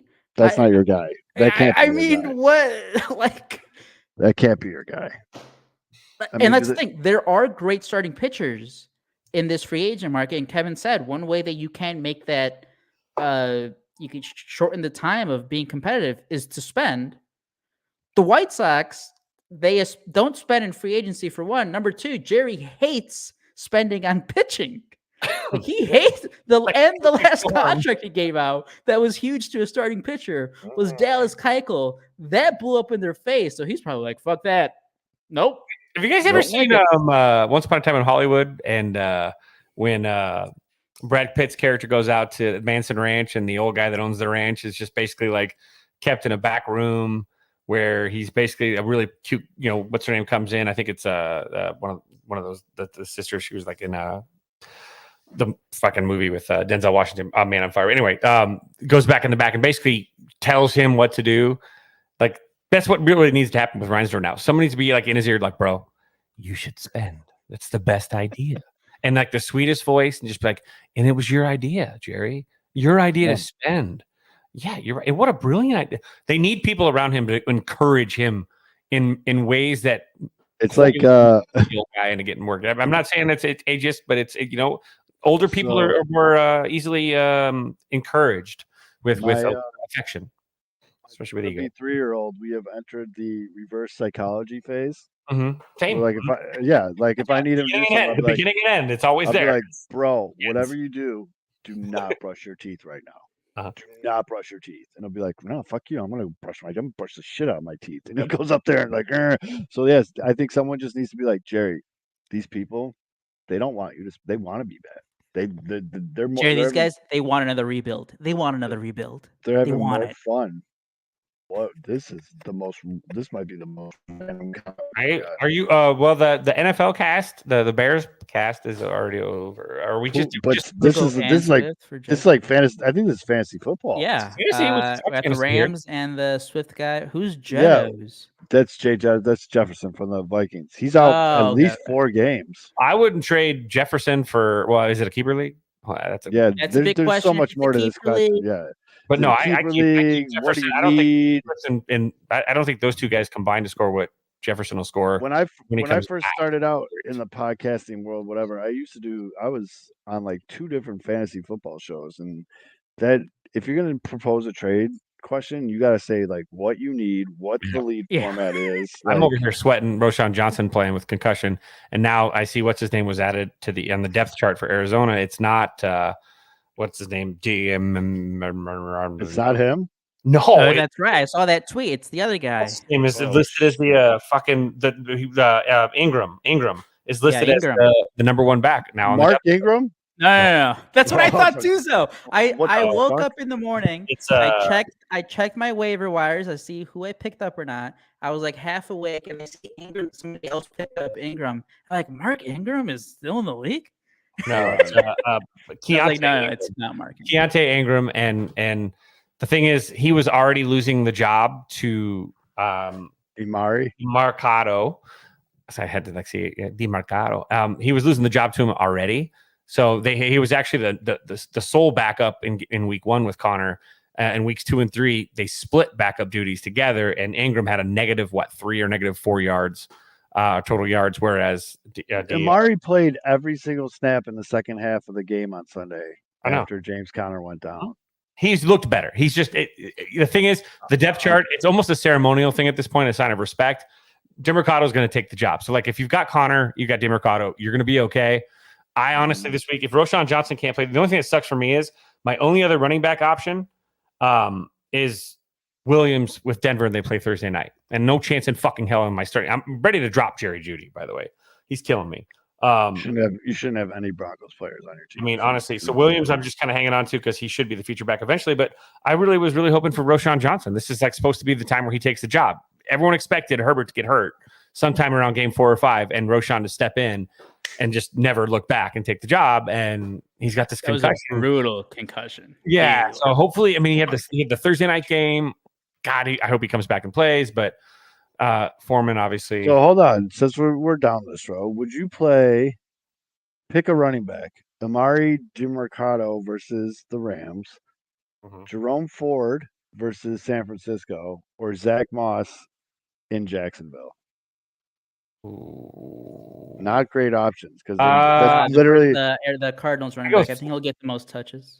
I go with Ford only because he's guaranteed the touches. Productive touches. He's less question mark. If you're how many points are you looking for? 7 to 10? You looking for someone like 20? Looking for the most possible. And you got Kareem Hunt lurking in Cleveland too. Hunt was already lost. He was already expendable. He's washed. The Ford guy is going to be fine, but it's a quarterback problem. Is Ford in there on passing downs mostly? Yes. Yeah, Ford's out there. I'll switch my answer. I'll go to Ford because I think Cleveland's going to be. Wait, Deshaun might not play. Backup quarterback. PJ Walker. It's Bears legend PJ Walker now, and the other guy. You might just get like 25 carries of like 2 yards each carry, but that's 5 points. Or a touchdown from a pass interference at the one. This is gonna bother shit out of me now. I think if you're looking for a good gamble, you want to gamble, you go with what's his DeMercado. I think if you want to, you want your floor to be low or consistent at least. You go. I don't think the the 49ers are unbelievable. Yes. You might not get into the red zone. I don't trust the Moss situation in any way, shape, or form. This is a good tip here. If you can stash Jeudy, he'll get traded. They're going to trade him. Drop him. I'm going to have to drop Bryce because I have Justin Fields, but I picked up CJ Stroud as like an emergency because after week 2, obviously I feel a little better now. So I'm just going to drop Stroud and pick up. And I for the record, I'm in first place in 2 out of 3 of my leagues. I just want to get to where waivers is over, so let's wait till next week. But I feel stupid. You burned that one waiver on DeMercado. I do want to say, fuck the Packers ruined my 3-team parlay. Idiot. Oh yeah. Oh, I've been smoking parlays, guys. I won my fantasy week last night or Monday night. I was down 1.8 points, and my opponent had Jordan Love. And he threw that interception to end the game, and I won by 0.20 points. I saw that tweet we put up with it. I'm like, oh shit! I had a 6-leg, all individual prop bet NFL parlay, and I just needed Christian Watson to get over. I think it was 42 yards receiving, so he had 90 on Monday. Yeah. So that hit. Well, he would have even better too. Jordan Love underthrew that pass that. If he leads them in any way, shape, or form, is a walk-in touchdown. But he had to stop, wait, come back. Jordan Love sucks. That's good to see. He can't play UNLV in the Bears defense every week. Sorry, it's just enough. Love does suck. That was the only positive because the Raiders are not that good. That was talking football. All right. Cubs question: what are you guys trading for Juan Soto?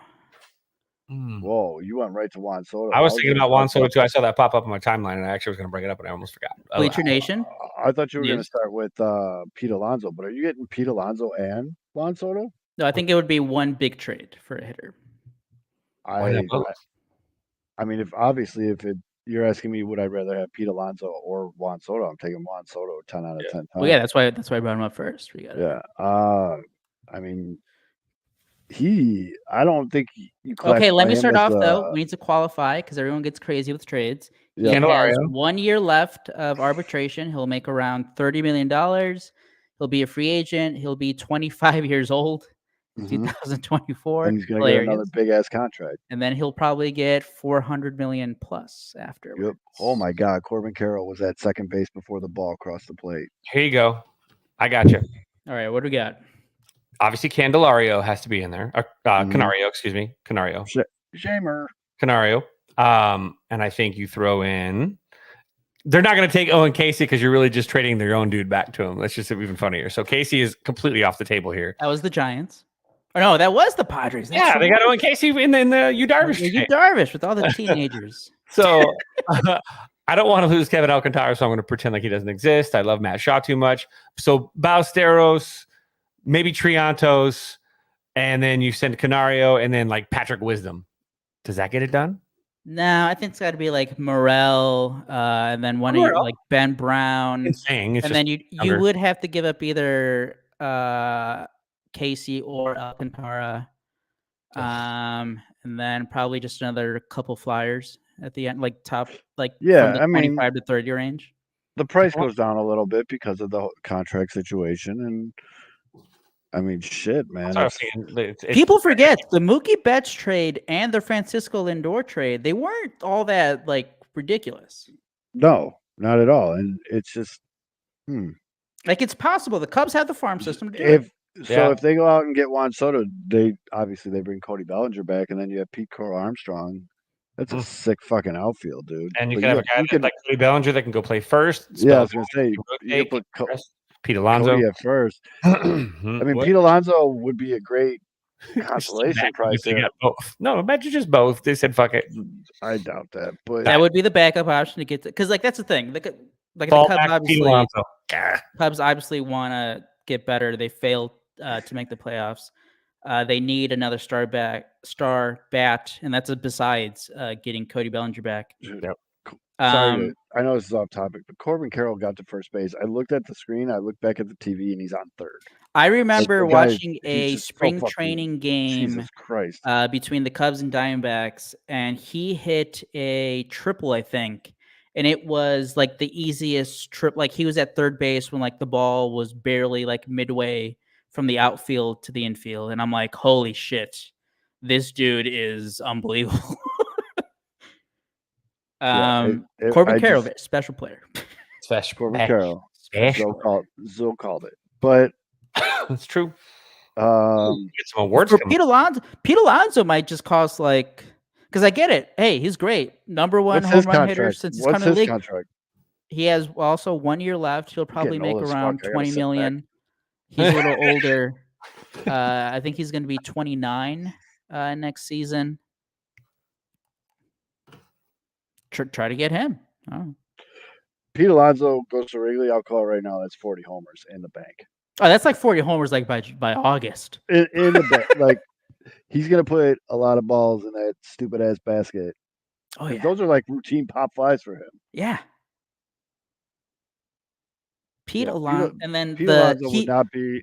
I just for some reason Pete Alonso just fits. He does, doesn't he? He would break windows at Wrigley. Break windows. In my head, it just like picturing him in the Cubs uniform. You know, there's some guys you think about, and you're like, point to bring in more rooftop guests because they can catch a home run now. That doesn't look like. Sometimes you talk about a guy going to a team, and you picture it in your head, and you're like, that doesn't look right. It doesn't feel right. Whatever.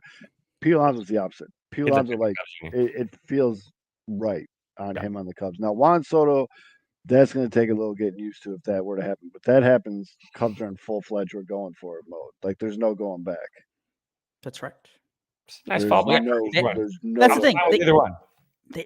They got it. So whoever it is, they got to do a big move because again, we've talked about free agent market. It's Ohtani, it's Bellinger. And then it's like, ugh. Ohtani, Bellinger, and then in the words of Moneyball, 500 yards of shit. And then I think without looking at the list right now, I think like the next good considered good player is Matt Chapman. And Matt Chapman was like good for 2 months, and then he was shit for the last 4 months with the Blue Jays. And I was kind of like during the season, it's like Cubs need a third baseman. Like, looking ahead, who's going to be a free agent third baseman? Like, Matt Chapman seems like that would be a solid get. But man, he finished this. He's aging. He's going to be 30, 31. So hold on. hold on here too. You want here? This actually makes a little more sense now because the notable free agents for 24-25 is here, right? So catchers 23-24. Oh, it's 23. Yeah, what the hell? Why is that's for next year. That's why it's you jerk. This is 23. I was gonna say the free. I know the free agent list is hold on. Goldschmidt's got another year too. This son of a bitch. Yeah. All right. So catchers, you got Jorge Alfaro, Tucker Barnhart, Victor Caratini. The White Sox should sign Victor Caratini, by the way. I think that's been floated around. I agree. That Jan Gomes, yeah. Mitch Kurt Casale, Grandal, Austin Hedges, Leon, Luke Maley, Martin Maldonado. There's really not much there. Okay. Now you got first baseman. You got Josh Bell, can opt out if he opts out. Brandon Belt, Candelario, who was with the Cubs, Aguilar, Garrett Cooper, CJ Cron, who hits the ball hard, Eric Hosmer, Cubs legend, Aldo's favorite player. Did not get picked up by anyone afterwards. Yeah. Weird. Just been getting paid. Weird. Just thought he was a valued guy. Hanser Alberto. Sox legend. Whit Merrifield with that mutual option. So he's a free agent. Sorry. Mutual option. Yeah. So Whit can opt out, right? No, the Blue Jays are going to be like, please leave us. Later, Drew. There's no trade reason. No, it's a mutual option. They both have to agree, so they'll just buy him out. Sorry, he's going to be a free agent. So the White Sox have to trade for him anyway, right? I don't know who it was, but I just watched a clip of a very disheveled-looking Braves player in the locker room after the game, and he's legit blaming the media for that "attaboy Harper" quote getting out. Oh, come on! He's pissed too. Orlando Arcia would lose there. I don't know who this is, but he is not happy that quote got out. Hey, Aldo, does Javi Baez opt out? No. Of his remaining 4 years and $98 million? Hey, put some respect on future White Sox second baseman Javi Baez. Oh, you know it, too. At 35. Mike bringing back to Chicago. Javi Baez and Tim Anderson, the cover of Sports Illustrated. Jock. You can get Jock. Did they finish 1-2 as the worst hitters? Yes. Oh, man. Jason Hayward. The Sox should sign Jason Hayward. Do you remember that cover of Sports Illustrated, the Twitter, the next couple days? That started COVID. I know. Wasn't it like February 2020? Yeah, and that issue of Sports Illustrated came out with TA and Javi Baez on the cover. And not Randy Marsh.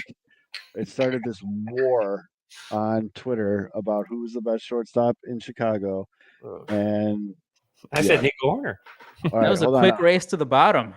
I will be right back. The puppies are getting better at walking to the back door when they have to pee, but if you don't accommodate right away, they literally just piss on my floor. So I really thought this was going to be the Sharon Stone basic instinct shot, the way you had the camera set. There we go. Don't give away the feet for free. They were weird looking. All right, Kevin, who are you trading for Pete Alonso? Pete Alonso? Well, that one goes probably Owen Casey. I'm okay with that. We don't have to be one top 100. Casey and Mervis, and I think that works because of the contract. So, it provides them with the first baseman. It gives them Casey. Casey's he's good, man, but he's the easy prospect to sell high right now because there's a lot more. It's a lot of people right now going. A lot of these prospect like huggers or whatever they call them.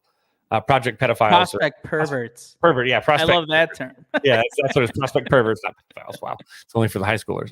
Anyway, so this is a thing that I'm seeing. He's a hot name now. Everyone's like, ooh. So maybe you sell him high and you can get someone to overpay with a proven talent. He might go on to be great. The reason he's not on the table with the Padres is there's no chance the Padres literally trade for their own guy back. That'd be like the Mets trading for Pete Crow Armstrong. That's a humbling experience that no franchise will do. They'll just say, anybody else on that list? The only way that would happen the only way that happens really is when the GM moves to a different team, and then if he had that it's like when the Cubs with Rizzo, with Jed Hoyer, and then from Boston to San Diego, and then San Diego to the Cubs. But yeah, same team as Cubs. Right. This is my favorite Cubs. This is my favorite Cubs prospect. For me, I love Pete Crow Armstrong. He's great. Super stoked. I like Shaw a ton, obviously, but I'm a huge Kevin Alcantara fan. That's why I can't put him. I don't want him to be traded. I'd rather them trade Casey, to be honest. I love Matt Shaw. He's great. Jackson Ferris, super. I don't care about James Triantos. My needle has not moved since drafting. He's another. He's just like I think if he ever does make it to the league, like he'll be like a solid, like He was so high. He could start, but he's like a depth infield. He's basically just, I think I've said it before, he's like a higher ceiling Madrigal. Like he has a little bit more pop. He's a contact guy, but I don't think the ceiling is high. I thought he had a violent swing. I thought everyone was like the swing was so violent, but he's not really. It's not translating, is it? So I think he was injured 2023. So I think he had some sort of surgery. Power, so and then the power just hasn't. He is still young though. I mean, he hasn't played that much out of high school. In high school, he played shit competition. He was literally like he was the Shohei Ohtani. Some guy, I do believe though. I forget if it's Keith Law or if it's. He did play some showcases. He played some showcases too, but I forget if it's Fangraphs who has him ranked pretty high. One of those services really likes him. Throwing. I do think though, if the Cubs do make a big trade-off season, I don't think PCA. I think the Cubs like him that he's not going to go. Cade Horton. He's gonna. I don't think he's gonna get moved, but I think everybody else is on the table, and I do think to get one of the. I don't think you have to trade Alcantara to get Pete Alonso, but like if it comes to Juan Soto, I think that's like a must to push that deal over the line. And I mean, I'm sure the Padres are going to ask for more, obviously. But I do think if the Cubs do make it, or like Tyler Glass now, that name's popped up. He's going to make around $24 million, I believe, somewhere around there. Is Triantos playing at Arizona? Shoot, is he what? Triantos? Yeah. Yes. He's there too, so he's getting okay. That's good. That's a good cup of coffee. I think the Cubs had a couple. Canario, no, not Canario. He ended Canario. I see Canario, but he's going something else, right? Yeah. He's playing the Winter League again, or Winter Bowl, the Dominican, I think. We got Tyler Santana, Nick Hull, Adam Lasky, Chris Kachmar, and Jose Romero. And they have Alcantara, Triantos. Yeah. Is that right? Except for Canario. So this list I'm seeing is probably pretty good. It's from Megan Montemurro or whatever from the Tribune, so she's pretty good. All right, so we got Juan Soto on the Cubs now. Cubs are going for it. No We've big also deal. Pete Alonso as a backup. Pete Alonso backup to. He's a backup now. He's play third base. Backup to Cody Bellinger. Okay. Wow, I leave for 5 minutes. We fixed the cut. It just takes. We also fixed all the crisis in the world, ended we got world hunger peace and in the Middle East. Peace in the Middle East. Yeah. Man, what a shitty end to the Cubs season, huh? We haven't even talked about Zoe's appearance last night on the. Oh, that's right. Where Zoe literally brought a fucking flow chart of characters from this damn Vanderpump Rules show, and now having listened to the damn show, I know everything I need to know. I can actually have conversation. I actually had this today, and I will actually. Zoe, should we start like a Vanderpump podcast? Vanderpumping by Zoe. Like first of all, Vanderpump the shit out of this. First of all, don't tempt me with a good time. Right. Second of all, very serious. There might actually be a market. Like we could do it like a Vanderpump podcast. Like, ooh, you see that? For sports guys. I got Vanderpump just now. Like Fid said, like we could do it specifically geared toward guys so they can talk to their wives about this. Yeah, I think I did a pretty good job yesterday breaking. I guess I have to do this as a show. You guys will have to tell me a show to do this with, because I mean she watches all the shows. Well, I mean we have the NASCAR minute. Who's to say we don't have the Vanderpump minute? Yeah, Zoe gets Vanderpumped. Yeah, we just call it Vanderpumped. Vanderpump, and we could have a whole new intro with a totally different theme music that goes away from the club. I am not opposed to this. That is prime off-season content right there. Although, what's our niche then? God, we need a niche. I will say though, that was. Should I review like pizza roll flavors? I don't know. That was a lot of fun, and to be honest with you, I left a lot out because I was trying to get it under an hour. Watching that shit last night. So Carrie, her back's bothering her. So she's actually Kevin, settle down.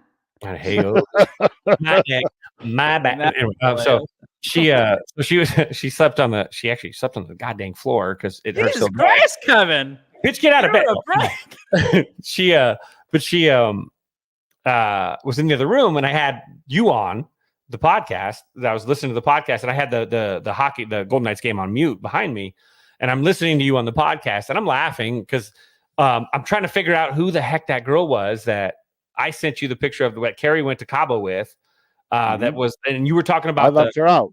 Yeah, no, and you were talking about the girl that I'm like, is this her? Is this her? And then you're like, and she cheated on with Sandoval. I'm like, no, that's not her. Because you're like, I hate her. I'm like, no. Zoe said he liked Katie. Katie sucks. Is it like? But she was also what was her name? What's her name? The one that we like Brittany. We like Brittany. Brittany, right? Brittany, And I talked about her for like 2 minutes on the show because she is basically just known for having massive boobs, and she worked at Hooters. Yeah, and her husband Jax, who's the main guy. Jax, that's who you like. That's Jax was the guy. There it was. But her and Jax have been trying to sell like their own spin-off reality TV show for like 3 years, and just it got picked up. It got picked up. Yeah. Carrie, didn't I tell you that she heard that when she was in Cabo? They're doing it. Well, Jax is doing it. Jax is doing a different show. He's on that villain show now. That's on E. Yeah, no, she said that there was some sort of show that was coming. That's what they said. They had one about like when they first moved out to Kentucky, because the premise was like Jax is a country boy now or whatever, and it lasted like 5 episodes, and they're like, yeah, no. I feel like she told me that it was like a show that shows them breaking away from the Vanderpump circle. I think that was like who best. Like, what do you do now? Yeah, the best thing that happened to them she was a waitress, right? Was Scandival, because that made them relevant again, because Jax was Tom's original best friend, so people kept trying to get interview requests. Underwear models, you said, right? They're all underwear models.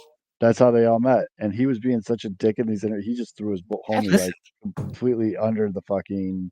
But he's like, yeah, I kind of saw this coming. He's like, he's scumbag. do you know Vanderpump because you were supporting Zoe last night on his appearance? I missed the ass appearance. Which one? There was the OnlyFans one. I think we both saw. That was great. I got the backstage. Then the other one, the other one, the backstage version, but not the on live YouTube. The uncensored collage was great too, I thought. But I'm not. You know what? I'm not. I've never. My reality TV phase was short and fast. It was when I was in high school into college, Jersey Shore, and then after that, I'm not really into reality TV. Do you guys know? So I don't watch reality shows at all, but I did have a dream one time where Jay Wow was completely lost in this world of reality TV, and I rescued her, and she was actually a good person. It was a really cool romantic. Okay. Some important idea for a film though is what if you're a regular person that falls for a reality show personality, and they're actually a good person, but they're in a public persona, and then you have to maneuver the love between being a public figure, private figure, falling in love, and the act that they put on isn't the real act. It's a fake act. So it's and then you see the real person. Cast Brittany. Oh my God, not with those knives. Oh no, that Brittany, wrong Brittany. I was thinking the one that was dancing. Yeah, no, not. Jesus, it's I felt less in danger at fucking Benihana. Not Hibachi yet. Brittany. Anyway, yeah, no, the reality stuff was cool though. You did a good job, man. You broke it down enough where I feel I can have a discussion and at brunch when I'm praying to God that my other guy friends show up eventually, and they're all talking. We didn't even get into Sheena Shea. We didn't get into Stassi and her husband Bo. We didn't. All right, give us a Vanderpumping minute right now, Zoe. Yeah, give us something on Sheena. Where are we at in the Vanderpump universe currently? Well, I think we should really know where everyone is. Sheena, well, we're in full-fledged Scandival fallout right now. So we talked about that. Falling apart. The house. Well, Scandival or Tom Sandoval is now on the Special Forces reality show, and Ariana, the chick he cheated on, is on Dancing with the Stars. I think this week is this a good one? Maybe? This is kind of I don't know. We need a little bit more. Scandival? No. I kind of liked where that one was going. This is porn. Scandival. You had enough. You had some adult comments last night, though. It was the most I've. You had a couple where you're like, "I'll take it right here." No, it was weird, but Sheena Shea, all you gotta know about her is this is the original, by the way, NASCAR Minute. Yep. We'll start. I don't know when the next season of Vanderpump comes on, but when the next season comes, because there's really not much to talk about right now. When does Vanderpump In the duck. Rule season 11? I can't believe there's 10 seasons of the show. It won't come back until sometime in 2024. So we might have to. What I can do is each week we could pick a character, and I can just kind of give you guys the story of that character. All right, Sheena, go. That's Sheena. So Sheena kind of started out as like this annoying girl that was like new to the whole group. She came in at like season, I don't know, like 3 or 4. Did she come into that resolution? And nobody like really liked her, and she kind of was I wouldn't say she was a homie hopper, but she was jumping around from people to people, calling them like best friends. She's kind of annoying. She kind of had a grip like Terry Harmon and whatever. And then she like got with this dude. She started dating this guy, and his last name was Shay. And whatever, he was big on like Vikes and booze. And whatever, she like kept defending him and everything, and she never really had like a clique.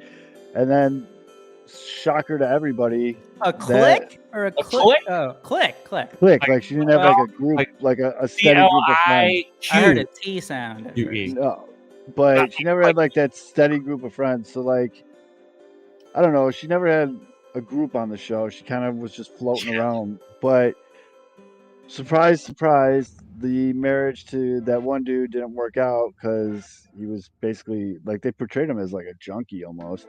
But Sheena kept the last name, and then she tried to do a musical career, which is hilarious. You could probably find her video on YouTube.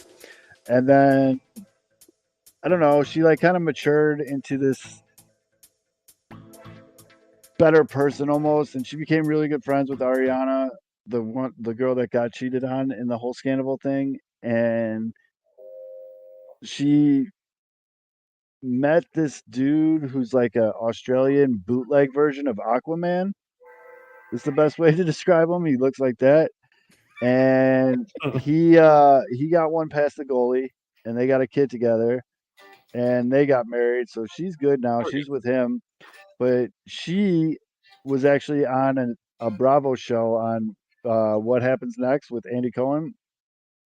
And she was on the show with Raquel, the girl that cheated with Sandoval, and the news all started coming out while they were on the show. And so allegedly, after the show, Sheena Shea fucking threw a straight right into Raquel's eye, and Raquel had to put a restraining order on Sheena.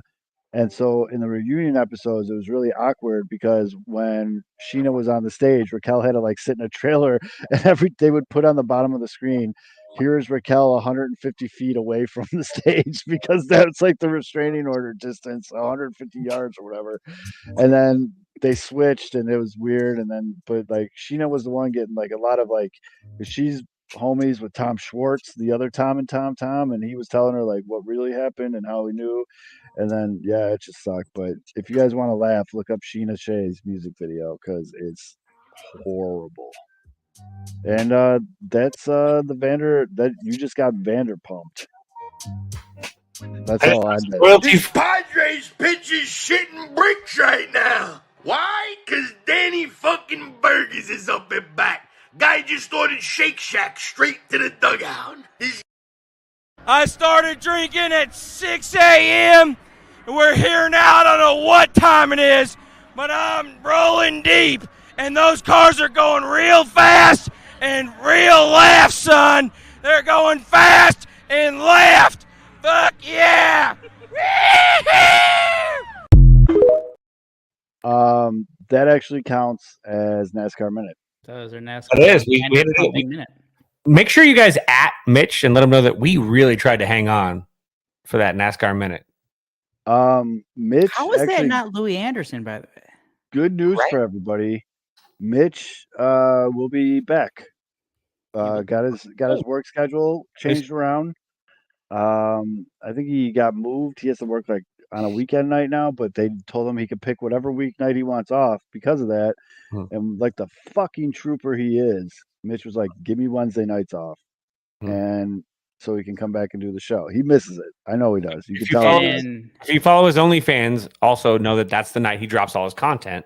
Will be You are roughly Wednesday big night, on the, Thursday you morning. are very big on the I don't OnlyFans know. I've references seen the today, I've seen a bud. lot of jokes lately. I've But never actually yes, gone on OnlyFans before.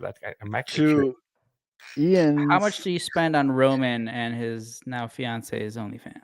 I've not gone there either. That's what I was actually thinking about it because I saw like they posted some sort of like link What's your to it. monthly allowance on OnlyFans, Kevin? Oh, remember when he said that on the show? And I was like, No, whoa, dude. that's I why I was like, said it. Yeah, he, I was like, he has it. Yeah, You he's guys- done like a couples one. I'm like, oh, and he's like, no, it's wholesome. We like go to Disney World and shit. I'm like, what? yeah, And she's people pay pregnant. for that? Congratulations. that. So we're happy about that. Super happy. He's a happy guy. I know she's pregnant because she is now the co-host of the morning show. I Yes. listen to. She got a promotion. Yeah, on Q101. And we'll She's doing have you good, up man. as well. That came You after. You could tell at the beginning she was finding her groove, but she found it now, and she's doing a really good job with it. I actually He's good tweeted people. that- He's great I people. tweeted that to Roman. No, Roman's good shit. I Yep. tweeted that to him. I was laughing because he said something when the Cubs needed the White Sox to beat the Diamondbacks, and he's like, "Come on, White Sox, one time." I was like, "Buddy, you are fucking, Hey, to be fair, Sox won the finale. you are beating down the wrong path there." But yes, long story short, there though, NASCAR Mitch will be returning. Maybe we'll get our viewership back up because we all know that he brings the eyeballs. And to Ian's point, yeah, the Well, my mom will Diamondbacks start watching again. I know that. Diamondback catcher was hurt for a minute there, and they were talking about how Sebi was going to come in. Ooh. You don't want to see playoff Sebi. You We're don't gonna have to want go to. play We don't back even know what instead of that starting is. game We one don't of even know what that NLCS. is. Like, what is it?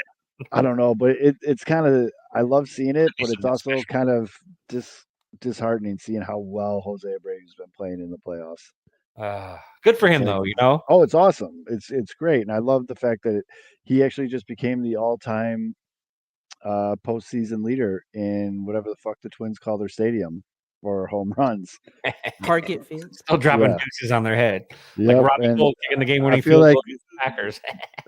there's somewhere in the back of Jose Abreu's mind where he's just like, "That's for the homies." Like he's like, "That's for the South hate. Side." He's got love now. He's happy. He's got to be happy now. Who cares? It's At not this a point, family. I remember his comments. yeah, but They're not homies to him anymore. No, that was no. He was in a rivalry spot. Like now he left. Those comments were geared towards front office. It wasn't geared to the fans on the South Correct. Side. Correct. And well, you're right. I thought you were talking about And was he wrong? And I mean, Who still got a he's job not and who wrong. doesn't? Well, Jerry. He's not wrong at all. I'm very much looking forward to the Rick Hahn tell-all book. Rick won't do it. Kenny will. Kenny will. Kenny 100% will do a tell-all book. Rick will do like the Kenny Powers book on tape. No, Kenny will do a tell-all book. Kenny will want a Netflix documentary. No. I think Kenny will just get Oxygen Network and like it. I think Kenny will just be bitter to the end, be like, "Fuck you guys, you don't deserve my words."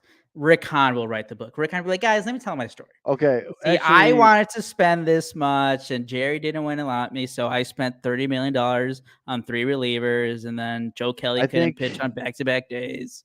I think Rick Hahn writes the book. Kenny seriously is going to probably want to do like a mini series. Like I could see Kenny being like, he sees the Bill Veeck kids Netflix documentary, and he's like, "Fuck, I should get one of those too." Like, I could see. By the way, I was randomly rewatching June 17th, 1994, that 30 for 30 on the OJ chase. It's a pretty great good one. Still pretty good. It's a great one. You know how like there's some things that just like stick in your memory. Mm-hmm. I will always remember watching the NBA Finals when I was a kid, and then that happened, and I ran upstairs and asked my dad like, "What the fuck is going on?" And he had to like explain to me the whole OJ thing. So yeah, so not to make you guys feel old, but like obviously I think I was only 3 in 94. But so once you get older and you learn all about that, I can't like what would be the equivalent to like something in the 2000s of that? Would it be like Emmett Smith? OJ case? No, like the capacity of everything that happened, the murders, like the star stat. It's not even Emmett Smith. He wasn't a movie star. OJ, I was gonna say OJ was bigger than Emmett Smith, man. Yes, OJ had the movies, they had all that shit. I win the OJ chase. I was playing tongue torture with the Rose Queen in my basement. Okay, I lose also because I didn't know that she was trying to make out with me. I thought she actually was just trying to lick my forehead. Sorry. True story. I mean, I was 10, Yeah, but I was a junior in high school, dick. Sorry. I'm trying to think of who would be the equivalent though, because they'd have to be in like TV and movies. It's insane. And then like he was beloved by like he was considered he was the airport guy leaping over luggage at the airport for budget rent-a-car or whatever. I mean, he was in the Naked Gun movies. Naked Gun, yeah. And actually, Naked Gun 33 1/3 came out or was coming out right when everything happened. And I remember being in the movie theater. I think it was like for Die Hard, Die Harder, the third one.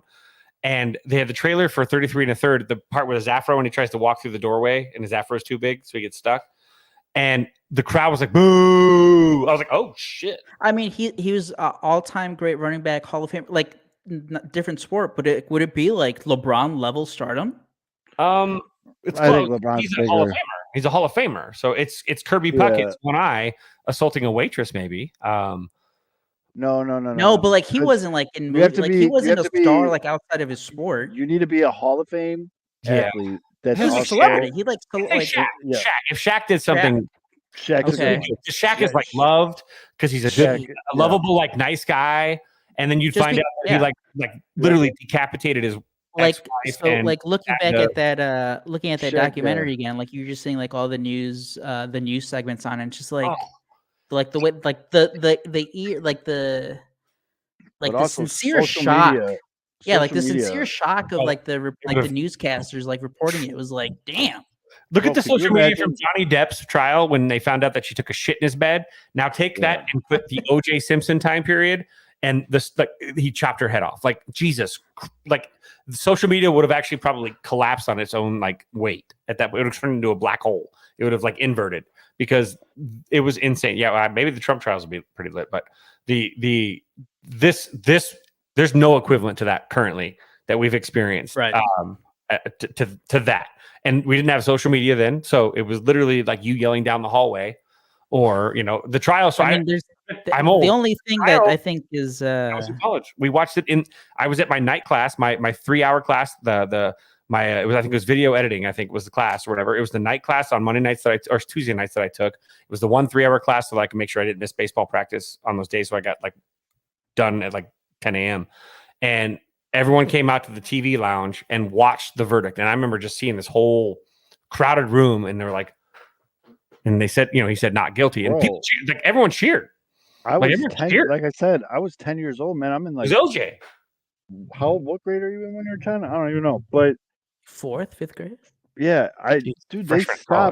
They stopped class and all the teachers went into like the office to watch the fucking verdict. And it's like the Challenger. What the fuck?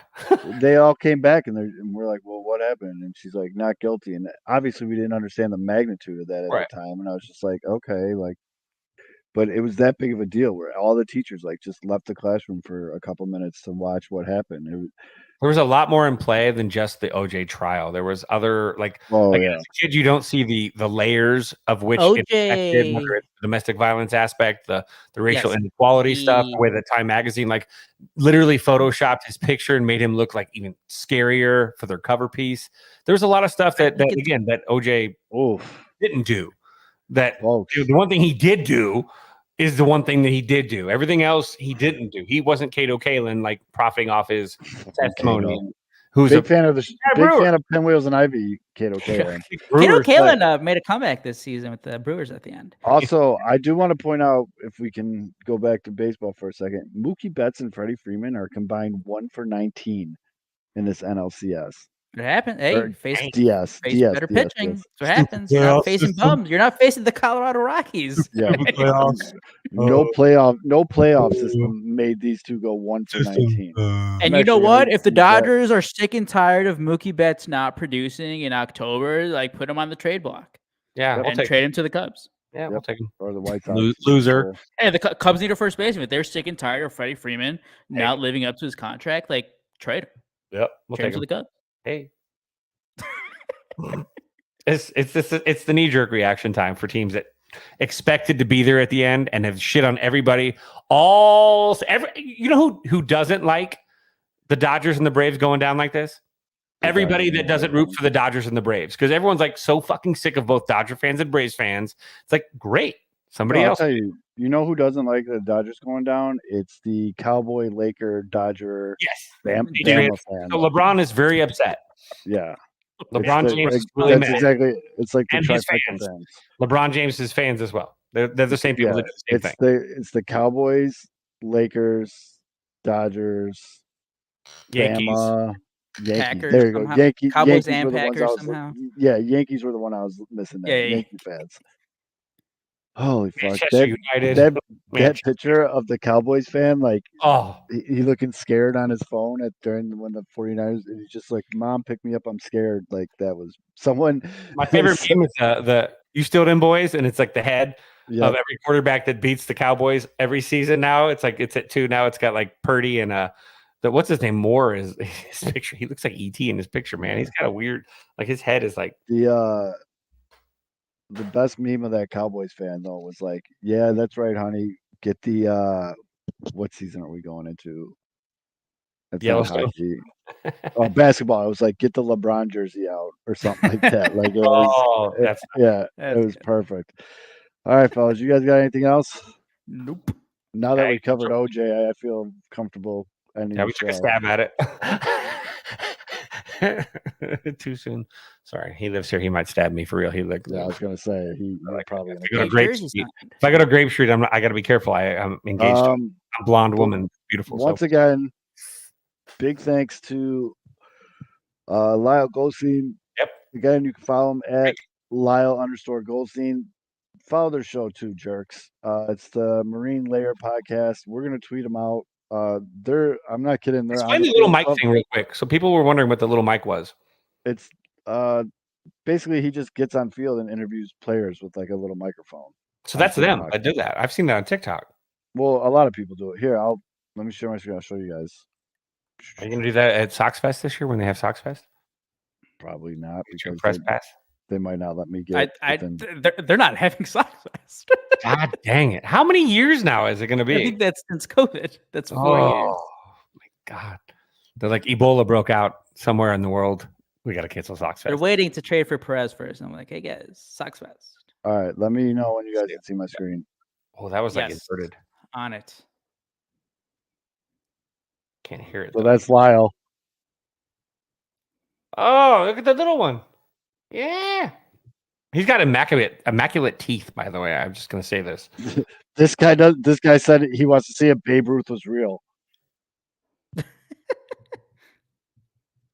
I got the scorebook from that. It's right there. In the envelope. That game. Photoshopped. It's up there in the thing. And I got the ticket stub.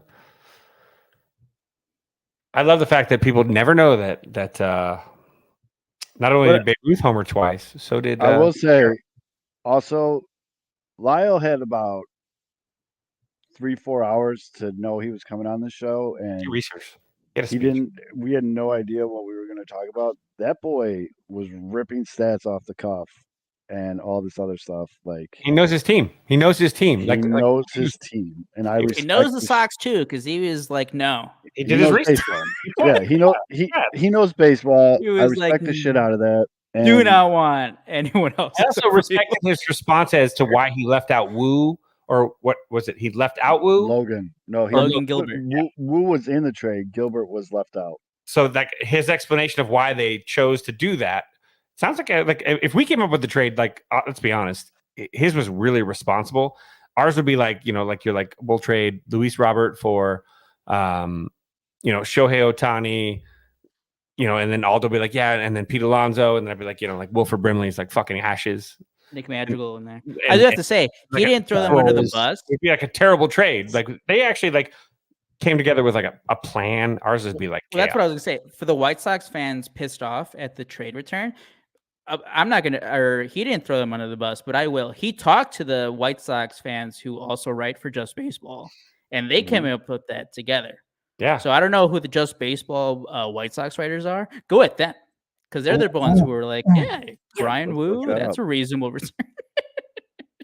And Mike Summer, go after Mike. My Sox Summer is because of Creed. Just go after him because. And send your engagement gift money returns to us on YouTube. You can donate, subscribe, make sure to Super share. Chat. Super chat. We need more super chats, folks. I do got to throw this out there, by the way, because he does listen to our podcast. But to my buddy Dustin, who's getting married on Friday night, you might listen to this on Sunday. So this will be kind of a weird time travel moment. I'm sorry for everything that I do Friday night at your wedding. Friday the 13th. Oh, boy. Friday the 13th. My dog is one of my favorite. Who is Elijah Evans? Amazing. Elijah Evans is a Chicago native with a passion for baseball from an early age. He's one of the social media managers for Just Baseball as well as a writer. He works on all forms and features of analytics articles. He writes a lot about the White Sox. So I'm guessing this is the guy they went to. Should we get him on the show next week? I'm gonna stalk his Twitter account right now. Hold on. Do I follow this kid? Oh, I do. And he follows me. Oh, he works on Future Sox too. Invite him on the show next week and be like, hey, why are we only getting Brian Wu? I think that's actually really funny. We will do that. Then have, what's his name, just pop up in like. And him be like, that's not what you said. That's not what you said. Liar. Liar. I'm not awake with your wife. Never mind. That Saturday Night Live skit where they shoot each other and they write the note and it's what you said. Yeah. And then another one else. His co-host comes on. Another way, the best part of TikTok is the fact that it throws on like old school, like Saturday Night Live sketches. Like the best part of like my algorithm is fixed now when that happens. That's perfect. Mm-hmm. What's up with that? What's up? All right, folks. Woo. Yeah. For Fids, that's all to Zoe. If you're still listening to this, God bless you. Listen to Creed. And you'll win the day. If I didn't think we'd get nuked by YouTube, we should play Creed as the outro. But we will talk to you guys next week. And if there's ever anyone that you think we should have on the show or you'd like to see us have on the show, just let us know. I mean, fuck, I just reached out to that dude today, Lyle. And again, shout out Lyle. You did that while you were taking a shit. That's amazing. Like well, probably. Hey, buddy. Shout out for. I mean, that's not an easy thing for someone just kind of getting started in this whole. That Arizona State corner of the world. Walter Cronkite School of Broadcast Education. Those guys. But I mean, I fucking DM'd the kid, and within probably 30 minutes, he's like, "Yeah, fuck it." I mean, hand up. I didn't think he was going to come out. I was like, none of us chance he is. Yeah. None of us did. Sharp. None of us did. I mean, I didn't think he would big time us, but like he just got sharted on by White Sox Twitter all day for his trade idea, and he could have easily just been like, "Nah, I don't really want to talk about it or whatever." But he was just like, "Yeah, fuck it," and he came on and he had a well thought out, well put together argument that he did on the spot. 4-2 now. Coming back in the 7th. But yeah, classic pinwheels bump. Yeah, I'm back to those 3 in a row. And you know what, Fud? The most important thing is we made a new friend today. So shout out to our new Mariners friends. I'm going to be subscribing to the podcast because we're going to do a playback. That's dope. I love that idea, Fitz. A Brian Wu start against the White Sox. I also think we started a new series. We started a new series today, folks, where we're going to find podcasts for other teams and get them on and let them tell me how shitty the White Sox are. I look for an podcast. That'll help us. But then you can. But then you can bond over like shitty ownership. Yeah, because that's really what just happened there. But I'm just like Tim Anderson. He's like, no, Yoel Moncada, nah. Oh yeah, that has to be the new game plan. We have to start from the bottom and then build up. Yeah, we got. I went the wrong way there, and I didn't even get into pitchers. I didn't even offer him like Dylan Cease or anything. So yeah, you guys need more pitching, Dylan Cease. Yeah. So if you guys have a favorite podcast of other teams, I'll tweet that out tomorrow because there are 4 people watching this right now might not know. Do a poll, and then we'll do like a bracket tournament even where we can. I was gonna say no, I'm not even pitching. Not even a bracket tournament. Just like who do you want us to get on, and we'll get your Orioles guys on. I hope he still does it. Each division, put a poll. Locked in guys. And we'll send a podcast from each division. I want a podcast from each team, dude. We got a whole off season to fill, bro. All right, bro. I mean, well, there's 30 teams. 30 weeks in the off season, bro. Yeah, there is. 30 weeks. We can make it happen. We could have 2 on the show. I'm not a math major. Isn't that like 7 months? Connor Newcomb is still the guy over there. There you for go. Locked On. Is it too soon? There's only for what? for an Orioles fan to start talking about the offseason? Oh no! Maybe give him a couple weeks. Give him a couple weeks. Well, his Welcome last to tweet. the Big Dog Club. His last tweet. I just want to thank everyone who listened, watched, and followed along with Locked On Orioles this season. Unbelievable growth this year. Podcast from a little side project to something that means a lot. 101 wins, division title, countless unforgettable moments, and I got to talk about it all 5 days a week. That's the Locked In guys are fucking insane. Oh yeah, daily stuff. Fuck. Fucking insane, dude. Like I would. That's not your only job. God bless you. If you think if that's your only job, in the distance on this show, if I had to talk about this every day, I'd be like, yeah, White Sox lose again. Anyways, Vanderpump Rules was on tomorrow night. Yeah, let's get into it. Hey, Aldo, you and I need to find like our niche now. I don't know what I mean. He's got Vanderpump. Mitch has got NASCAR. Like, what is our niche now? Like, I mean, I started watching TV again recently. Started watching the new season of American Horror Story. Not that great, but I'll watch it. I don't want to do pizza reviews because everyone does that now. Every slapdick and Dave can do. Maybe we could do. I mean, I baked banana bread the other day. That's good. So we can talk about like your recipe. Bacon, yeah, baking stuff. I'll use crockpot technology, wizardry. Really? Bacon with Aldo. Bacon, and then, but it's like how Ozzie Guillen says Gordon Beckham. It's Beckham. Beckham with Beckham. So it works with baking and bacon. Or bacon with Aldo. Aldo be bacon. Aldo be bacon. Aldo be bacon. Would Aldo be bacon? We can do all kinds of stuff. Shoot us your ideas of what our niche would. Like, we need you to tell us our niche, and don't tell me my niche. Our niche is we find out we figure out what Pete Alonso's hobbies are, and then those are our hobbies now. Right, and blondes. Well, wait, maybe I get into Japanese and I woo Shohei Ohtani to the Cubs. There's that. We could do Duolingo? Or maybe I just become a pothead and convince Cody Bellinger to come back to the Cubs. That would actually. I could do that myself. We got. Yeah, no, you take that. One of you need to lead. One of you need to learn Japanese. Duolingo. We should do a Duolingo class and try and film our progress. Aldo, you and I both doing like learning to speak Japanese to woo Shohei Ohtani to the Cubs. We'll come up with a phrase every week for the entire offseason until he gets signed. All right, I'm getting on the Duolingo. I like this, and you guys could. You have to comment it on his latest Instagram post every week. Tag him. Yep. Mm-hmm. A video. Oh, that was Travis d'Arnaud that was pissed off about the quote. Yeah, Travis d'Arnaud. His weird hairline too. Like, what the hell? He looks like he hasn't slept in like 8 years. He looks like he's been wearing his hat way too frequently with the long hair. At his age, at least, he's not washing it enough. It's not boisterous. Travis d'Arnaud, backup catcher, and he was really good. He was great. He was David Ross was his mentor, was he not? I think so. I do remember those two. He's a Rossi mentality too. Look at these Travis d'Arnaud. Yeah, I feel like wasn't David Ross his d'Arnaud's been around. He was with for the a Mets while, before. Dude. David Ross was with the Red Sox and the Cubs. I feel like they. I mean, maybe it was. Huh? So when did he go to the Braves? So let's look at his career real quick. So he was with the Mets until 2020. So yeah, he didn't play with Ross. David Ross retired in 2016. There's no way he was his mentor. Maybe after side coaching, off-season lesson. Who's another French name that played for the Braves? Jeff Francoeur. That's your name. Yeah, Francoeur. That's Francoeur. I don't know the Frenchy names. Bruce Bochy? Bruce Bochy, French? People said he was washed because he was too old. Can you imagine if the White Sox would have he's the anti Bruce Bochy? How old is Bochy compared to, by the way? Bruce Bochy, age. He is what? 61. Oh, that's not that bad. 68. No. He's still younger than LaRusso, but not by much.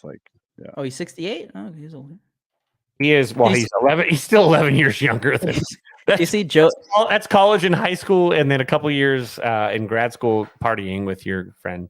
I know that Zoe has signed off the show 5 times, but do you guys see Joe Madden still trying to get interviews with the Mets? He's trying to get a Mets interview. Yeah, fuck. I kind of feel bad for Joe Madden just because the Mets would win. He was a good manager, but the game did kind of pass him by. No, I'll tell you this: he's really good in his first 2 years. Not with the Angels. Really good. Yeah, well, there's a lot of issues in that Angels. Well, yeah, that's true. The Angels are their own. He wasn't allowed to do what We he need did. to get an Angels guy on. That's what we need. So He was able to even bring out one magician with the Angels. No, because that general manager that put his locker in the locker room with the players made it impossible for him to do that. So well, no, the best Joe Madden story is that he'll bring in actually like David fucking Blaine. The best Joe Madden story with the Angels is that the day he got fired, he got a haircut. I think got a mohawk to be zany. Yeah. And it's like you're fired, and I don't think he even got to see the players. No, that was bad.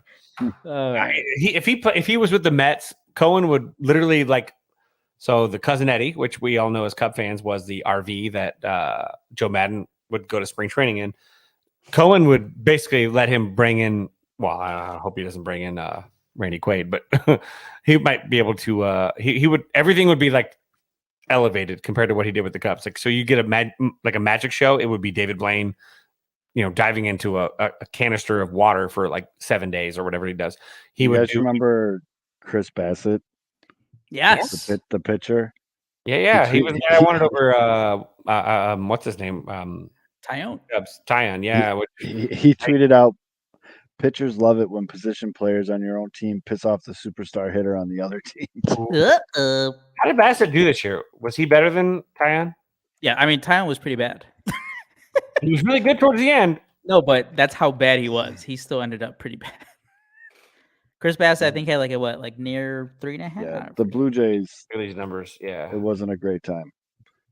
All right, folks. I really gotta go. It's 16-8. Yeah, that works. All right, see you guys. Yeah, we'll see you guys next week. See ya.